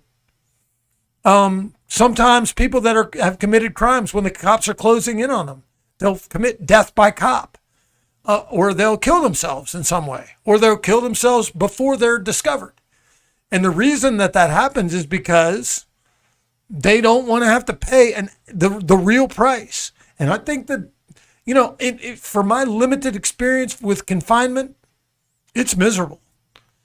And I'm sure it could be made even more miserable if you know that you're never getting out and you have very little contact with the outside world. That's a level of suffering. And I think that some people deserve that level of suffering. Some people are not redeemable. I think of somebody like Manson, Charles Manson. Okay. He committed all those murders years and years and years ago. And they didn't kill anybody. Well, he didn't kill him himself. No, but that's a huge dividing factor. Huge. Well, huge. You can take any. They didn't kill Dahmer. Dahmer definitely killed people. Yep. He ate them. Yes. So he was a serial killer. You take anybody like that who didn't get the death penalty. Right. And I would just say that the suffering that they have to endure, and he got beaten to death in prison with a mop handle. So I think that person who did that did him a favor. I think that the suffering that you endure when you're in confinement is in terms of my own experience, is as awful as anything you could experience. I think death is a relief. I don't think people are necessarily entitled to it. Here's my problem with it. My problem is that there are too many cases in which someone is on death row and they're innocent. And that's another big good problem. Point. Sure. Right. Absolutely. So you've got people, my first position is, if you're going to sentence someone to death, we don't need them to wait around for 30 fucking years. If you got the death penalty and you're going to say, all right, this is it, lethal injection, cool. You're guilty. You get a certain amount of time to appeal it. You lose. Line them up. What are we waiting for? That's the sentence. The second part of that is you cannot do that to people if there are innocent people on death row. If there's a good chance, without reasonable doubt, that person didn't do that crime. Therein lies our problem. Now, if we had look, if I see Marshall go outside, beat someone to death in the street, shoot a bunch of people, go on a stream. I saw it happen. Right. I watched him do it. Eyewitness testimony is he got arrested. So, all right, the punishment is capital punishment, death penalty. All right. I don't need you to live for 40 fucking years while we wait to do it. Well, right? Get on with it. I'm not an authority on the legal process, and I don't know why it takes so long. Well, they have appeal rights. They have procedural ways of going through the trial and making Second sure to that, we don't need 4 life sentences. You get 1 life sentence. Well, do you know what a life sentence is? It's not life. Do you know what a life sentence is? Literal. Life sentence is 25 years. Is it really? Yes. Is that considered life? So when you get life, you're only getting 25 years. So when they give somebody 4 life sentences, it depends on the state. Obviously, they're different. But in general, a life sentence is 25 years. Not long enough. Let me see. Okay. Anyone? Oh, yeah, 20 years. It's crazy. Crazy as hell. It depends. It does depend, yeah. It is different, but I knew it wasn't long. It's not that long. Life is not that long. So when they give somebody life, the reason they have to give somebody 4 life terms is because they're giving them 80 years. Right. And they can run your sentences concurrent, which means they run at the same time. So you get 4 life sentences, you're still only getting 20 years. Yeah, it's crazy. So I mean, literal to a fault, not literal at all. It's crazy, man. I don't know. It frustrates me because you see both sides. People spent 30 years on death row, and then they're like, "Oh, well, evidence shows that you didn't do that." And you're like, "Are you fucking serious?" Well, worse than spending 30 years, some people are dead. Some people are dead. Some people have been executed, and then you find out afterwards. And as it turns out, you think they got off easier. The Green Mile. The Green Mile, yeah. And no, we're always going to have that happen. So it's a tough one. It's tough. Because I think there are some people that have no... I think not having it in a civilized society makes sense. I know that there's a desire for revenge, and I think that's a big part of it. And I think that there are some people out there that want to see that person die. But I'm not sure that death is the worst penalty you can suffer. Doesn't have to be the worst penalty. Well, because at some point we're just keeping this person. We're using up resources that could go to other people that deserve resources to keep someone around just so they can sit and rot and they feel bad. Well, look, here's a situation. I believe in redemption. I do believe in redemption. So how about this? How about, since you wanted to present a solution, the solution is if someone does a heinous crime and they're offered the chance while they can stay alive they could do 25 years and they can do something every day. They have to do something that helps the world, helps society in some way. Now, you could take that and interpret it and twist it into them being a slave for somebody else very easily. I understand that. But this person has given up their right to be a part of the rest of us, part of the group. The community is no longer interested. But you can do from programs or whatever it is to help people in the future. Now, as long as you're being productive, you can stay alive. Yeah, as long as you're doing something to right the wrong that you have done in the world. You've done something that is immensely wrong, and every day you can do something that rights that wrong because it's something good. No, I agree. If you choose, you do not want to do that. That's almost like in Seinfeld when the guy had to become the guy's butler. Okay, there you go. Be a butler. You have to be somebody's butler. Yeah, I mean, I don't know what the thing would be. No, I know. But there would be a thing. There would be something that you could do to better people. Well, and if you have somebody out there, there's something you could just do to impact society in a positive way. Right. I mean, even if it's, and I know that people make fun of this a lot, but even if it's picking up garbage, even if it's going outside and cleaning up, look, that's a big problem. The world's a fucking mess. Right. There's garbage everywhere. Right. So let's say you do that. And I mean, obviously, we do have crews that go around. There's jail crews that pick up trash, pick up garbage, which is great. Now, if you decide that you've done this heinous thing and you do not want to participate, then we don't need to keep you around. Yeah. Peace out. I mean, I just think that, first of all, you're killing somebody, which how do we justify convicting people of murder and then murder people? I mean, and somebody's murdering them. I mean, ultimately, there's somebody in the chain that's committing the murder. Whether we call it a justified legal murder or not, there's somebody injecting the poison. There's somebody who's putting the poison in the machine. There's somebody who's, whatever the method of killing the person is, somewhere along the line, somebody is personally involving themselves in murdering another person. They're trying to bring back firing squad, South Carolina. Well, I mean, which is fucking nuts. Dude, who's firing that? Who's doing that job? Who's deciding? Listen, if you're excited to get up and go to that job, bro, you need a therapist. Who's like, hey, what do you got going on today, Marshall? And I got 2 executions. Right, got to clean the gun. So can't miss. We have to decide if at this point, regardless. Now, sometimes truth is, I'll say this about truth, sometimes truth is painful. I don't always like to acknowledge the truth. I know that there are times where I like to wear a bigger shirt than I should be wearing because I don't want to admit that I put on weight that I've got on. I just don't like it. I know that there are times where I don't want to admit things that I've done in my past that I wish I could change, but they are what they are. People ask me, hey, where'd you go? No. I don't like to tell the truth to the cops. They ask me if I've been drinking. I don't like to fucking admit if I've had a couple beers. But the truth is the truth. And if we're going to make a difference, and if the people that are watching this show, that care about this show, that want to see this show, want to make a difference, hopefully that's what we're going to try to focus on, is always not only coming up with the truth, and we can certainly make fun of the people that do such a horrible job running this country, because they definitely deserve it. But I think that we're tasked with also trying to come up with a solution for whatever we make fun of. Like I don't like the option of mask or vaccine or mask and vaccine, or those are not the only choices. And I don't understand why that's become the debate. I don't understand why nobody has suggested what I'm talking about. Why has nobody said, hey, what if we try being healthier?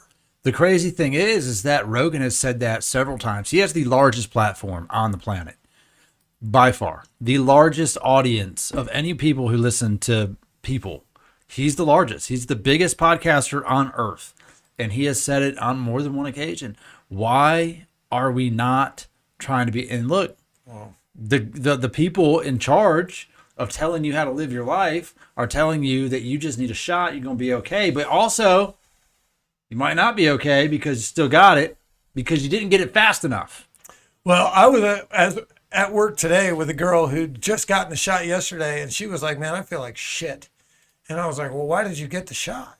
She said, well, my family kept after me and after me and after me until I finally got it. How do you feel about them are pretty much going to mandate it for federal employees? You got to get tested twice a week. Yeah, right. I would quit my job. I'm not.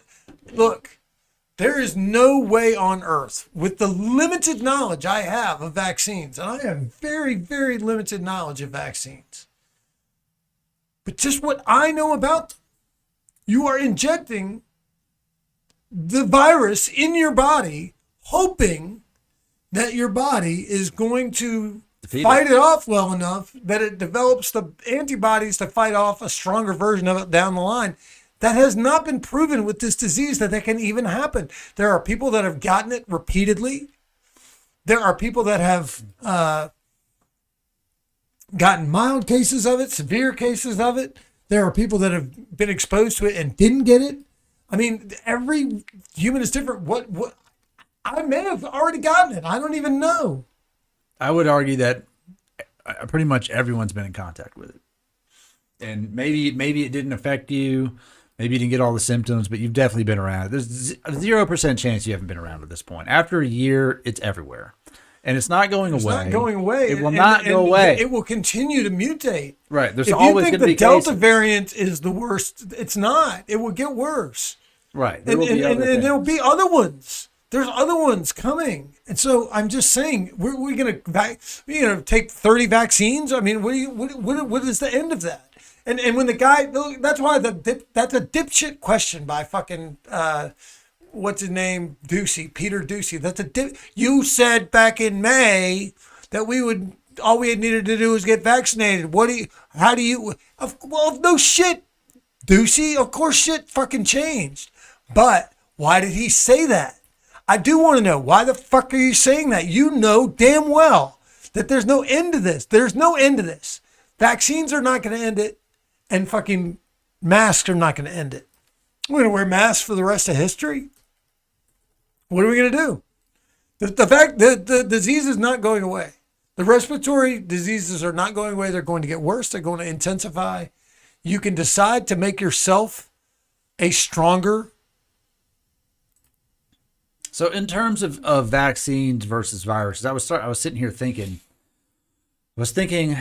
what virus have we actually eradicated? What virus is gone from Earth? Was polio a virus? Smallpox. They have declared smallpox eradicated as of 1980. But that was the last natural outbreak was 1949. So that's 30 years before they determined that there was no more cases There's no evidence of naturally occurring smallpox transmissions anywhere in the world. So that's interesting to me because, like, how does it go away?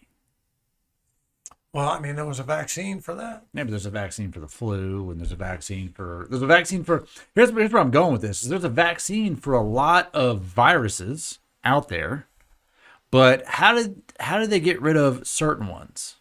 How did they get rid of them? Again, I don't know. My knowledge of them is only limited to the bit that I know about them is But that we'll learn. you can take one and you're getting a scaled down version of the disease. Your body is going to fight it off. In the course of fighting it off, it will develop the antibodies to the virus. And hopefully when you encounter the full strength virus, your body has developed enough antibodies to fight it off. That's it. Right. That's all I know. And I do know that even before they came up with these vaccines, I had this discussion with my son. I told my son, I was like, hey, there are people getting this disease twice. If they've gotten the full-fledged disease, fought it off, have the antibodies against a full-fledged disease, and still got it again, how on earth can they develop a vaccine for it? They can't.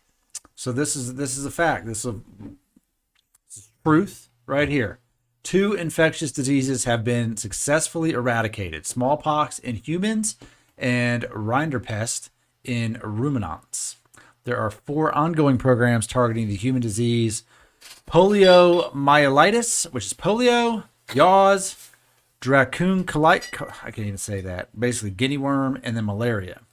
So really, the only thing that we've gotten rid of is smallpox in the history of humans.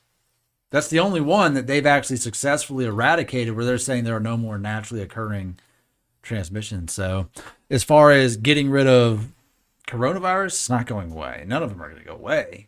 They're not going And it's crazy to me that we've gotten to such extremes with everything with this one. Like, I feel like when you're watching the President of the United States on television telling you you're about to get $100 for taking this fucking shot, you got it. And if you listen to that and seriously said to yourself, oh wow, I wasn't going to take this shot, but now that I'm going to get $100, I will definitely go out and do it. And I'm just thinking to myself, man, these motherfuckers think we are dumb as shit. How fucking dumb do you have to think somebody is to be like, hey, do you want to inject this poison in your body? And they're like, no, I don't want to.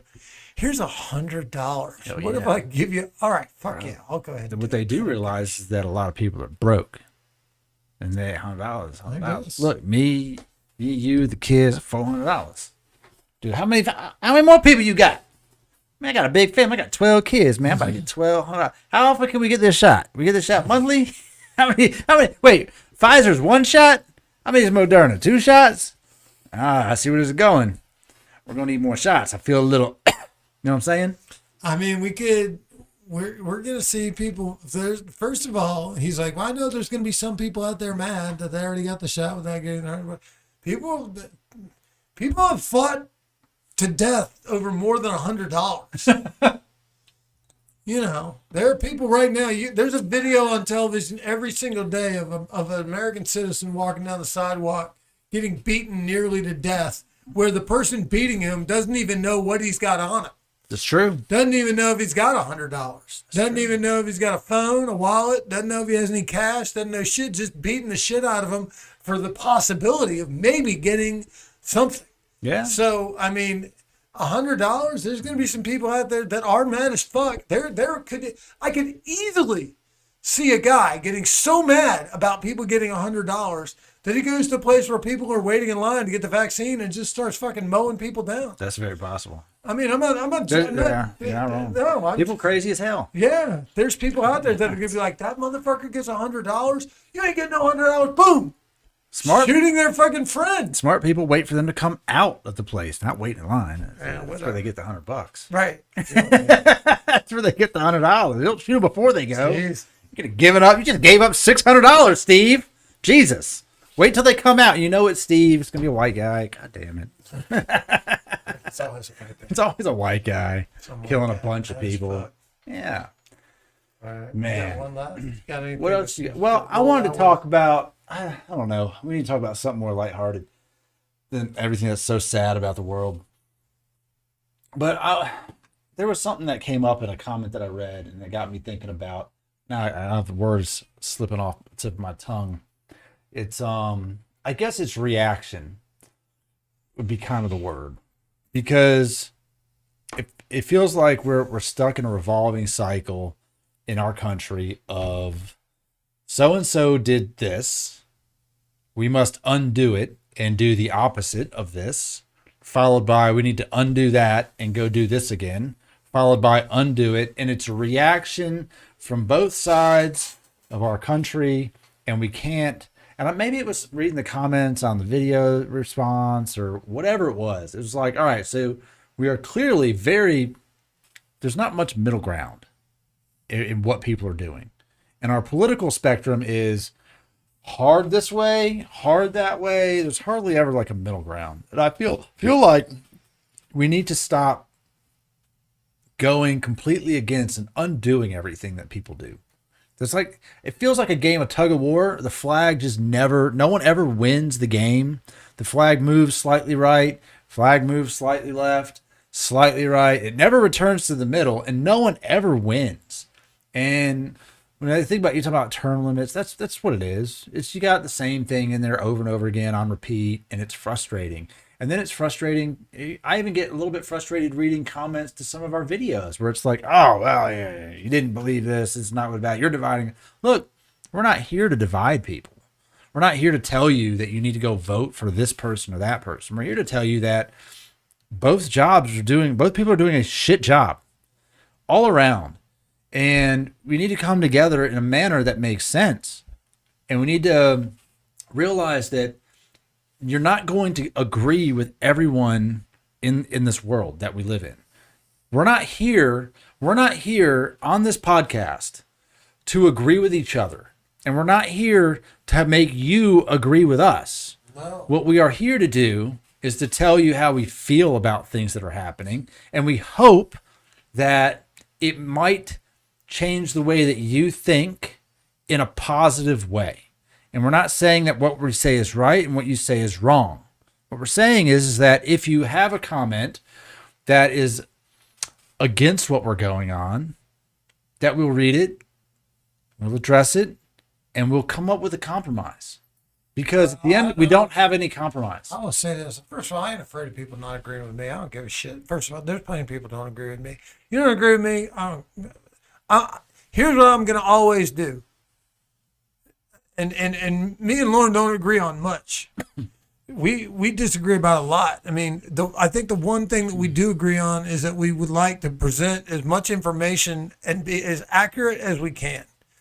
And we're gonna just try to tell the truth. And that's it. I mean, it's that simple. Just tell the truth. And hopefully by people hearing the truth and accepting the truth, over a period of time, there's going to be a group of people out there that want the truth. Because right now, most people don't. And that's why people get mad when they hear it. You can get mad. I'm not going to give my opinion about anything. You don't want to know my fucking opinion. I can tell you right now, my opinion is not. People just don't agree with the way that I think. I believe in treating. I don't believe in border. You want to know my opinion here? I'll throw a couple of my opinions. You want to? There's a crisis at the border. We don't want your opinion. I don't believe in the fucking border. I don't believe in the fucking border. It is made up. It's a made up shit. There's no line in the fucking ground. We came up with that. There are people out there that make money out of fucking making that fence and dividing us into these countries and all this shit. There are people that profit from it. There's no other motivation behind it than that. They don't give a fuck about patriotism. They don't give a fuck about your being a citizen. They don't give a fuck about your vote. They don't give a fuck about your opinion. They do not give one tiny little fuck about you. They want to create a fucking anger in you at somebody that you don't even know. Let me tell you something about the people that are showing up at that fucking border. They've been through fucking hell. They already know what they're facing. They're not coming here to fucking steal your fucking dishwashing job. They're coming here because they're fucking living on dirt. And every time they turn around, they're getting beaten or raped or fucking murdered by their own government. And their only fucking chance is to possibly get here, get past that border, and make their life a little bit fucking better. And they want you to fucking hate those people for it. They want you to fucking draw a line in that fucking sand. They want you to build a fucking wall. They want you to put up armed guards there and keep them out. Well, not in my fucking house. Let me tell you how my fucking house works. No fucking fence around it. My fucking front door isn't even locked. You need to fucking stay somewhere. Come stay with me. I don't give a fuck. My door's open. I don't believe in fucking borders. So you're worried about my opinion? You're not going to hear my fucking opinion because that's my fucking opinion and it gets a lot worse from there. So what I'm going to try to do is tell the fucking truth so that at least you can form your opinions based on the truth, because everywhere I look, I see and hear lies. I listened to our president, our very own fucking president, sit on fucking TV today and lie his fucking ass off. And then I listened to the people who fucking made comments about the president and what the president said, and they all lied their fucking ass off. And none of them give a flying shit about you. They just want to make as much money as they possibly fucking can. And that's it. And they don't give a fuck about whether you're miserable. They don't give a fuck about whether you're making a decent living. They don't give a fuck about your life. They don't give a fuck if you live or fucking die. They do not give one flying shit. You want to fucking fight the virus? Make your fucking body strong. Exercise. Eat right. Live your life right. Treat people well. Be a good fucking person. Do your best at everything you fucking can. That's it. There is no vaccine coming to save your fucking ass. No mask is going to fucking save your ass. You got to save your own goddamn ass. And that's what we're going to fucking do, is tell that fucking truth every single day from here on out. We're never going to stop. Nobody can fucking shut us down. Nobody can turn us off. And nobody can prevent us from telling the truth. And we're going to tell the truth even in a world full of fucking lies. And if you don't like it, change the fucking channel and watch something else. I don't give a flying shit. I'm going to fucking say the truth any goddamn way. There you go. I didn't ask for it. I was going to say...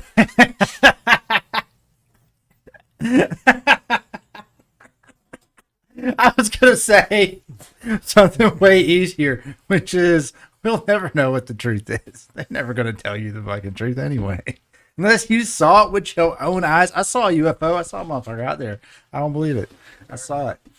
You're never going to know. You're only going to know the truth they give you, buddy. That's all we'll ever know, unfortunately. You got to steer us out, man. I am done. I am cooked. You're cooked. Shit. Hungry. I'm hungry. Yeah, get something to eat. I gotta go get something to eat. I'm gonna make some buffalo chicken tacos. I gotta go work a long ass week. I hear that. I'm like, man. That's not, man. I don't want to listen. I just want to go out and enjoy life, and I can't. I gotta do shit. I don't want to do shit. I don't want to do it. I want to just goof off on the internet. Sounds better. All right. Does sound better. I think we should. Let's do this before we go. Let's pull up Omegle. Let's type in comedy and see if we get anyone to make us laugh. What do you say? Sure, I could use a good laugh. Let's get rid of all these. This will be interesting. Let's get rid of anything that could be like controversial. Yeah, let's look at comedy, jokes, and what else? We could do stand up. Yeah, do stand up. Let's see. Right, let's put them. Let's see, and then we're gonna pick up this guy here. No man, I'm ready to fucking sleep, bro. I gotta put these tired so we can hear him. Tired. And let's see if we get anybody that can make us laugh. Let's see if we can find anyone. We might not find anybody. Not many. It's possible. Let's see. We gotta click those. Let's see if we get anybody. I swear they can hear you. What's up? What's up? We're looking for someone to make us laugh. What are you up to? Laugh? I was looking for the same thing. Damn.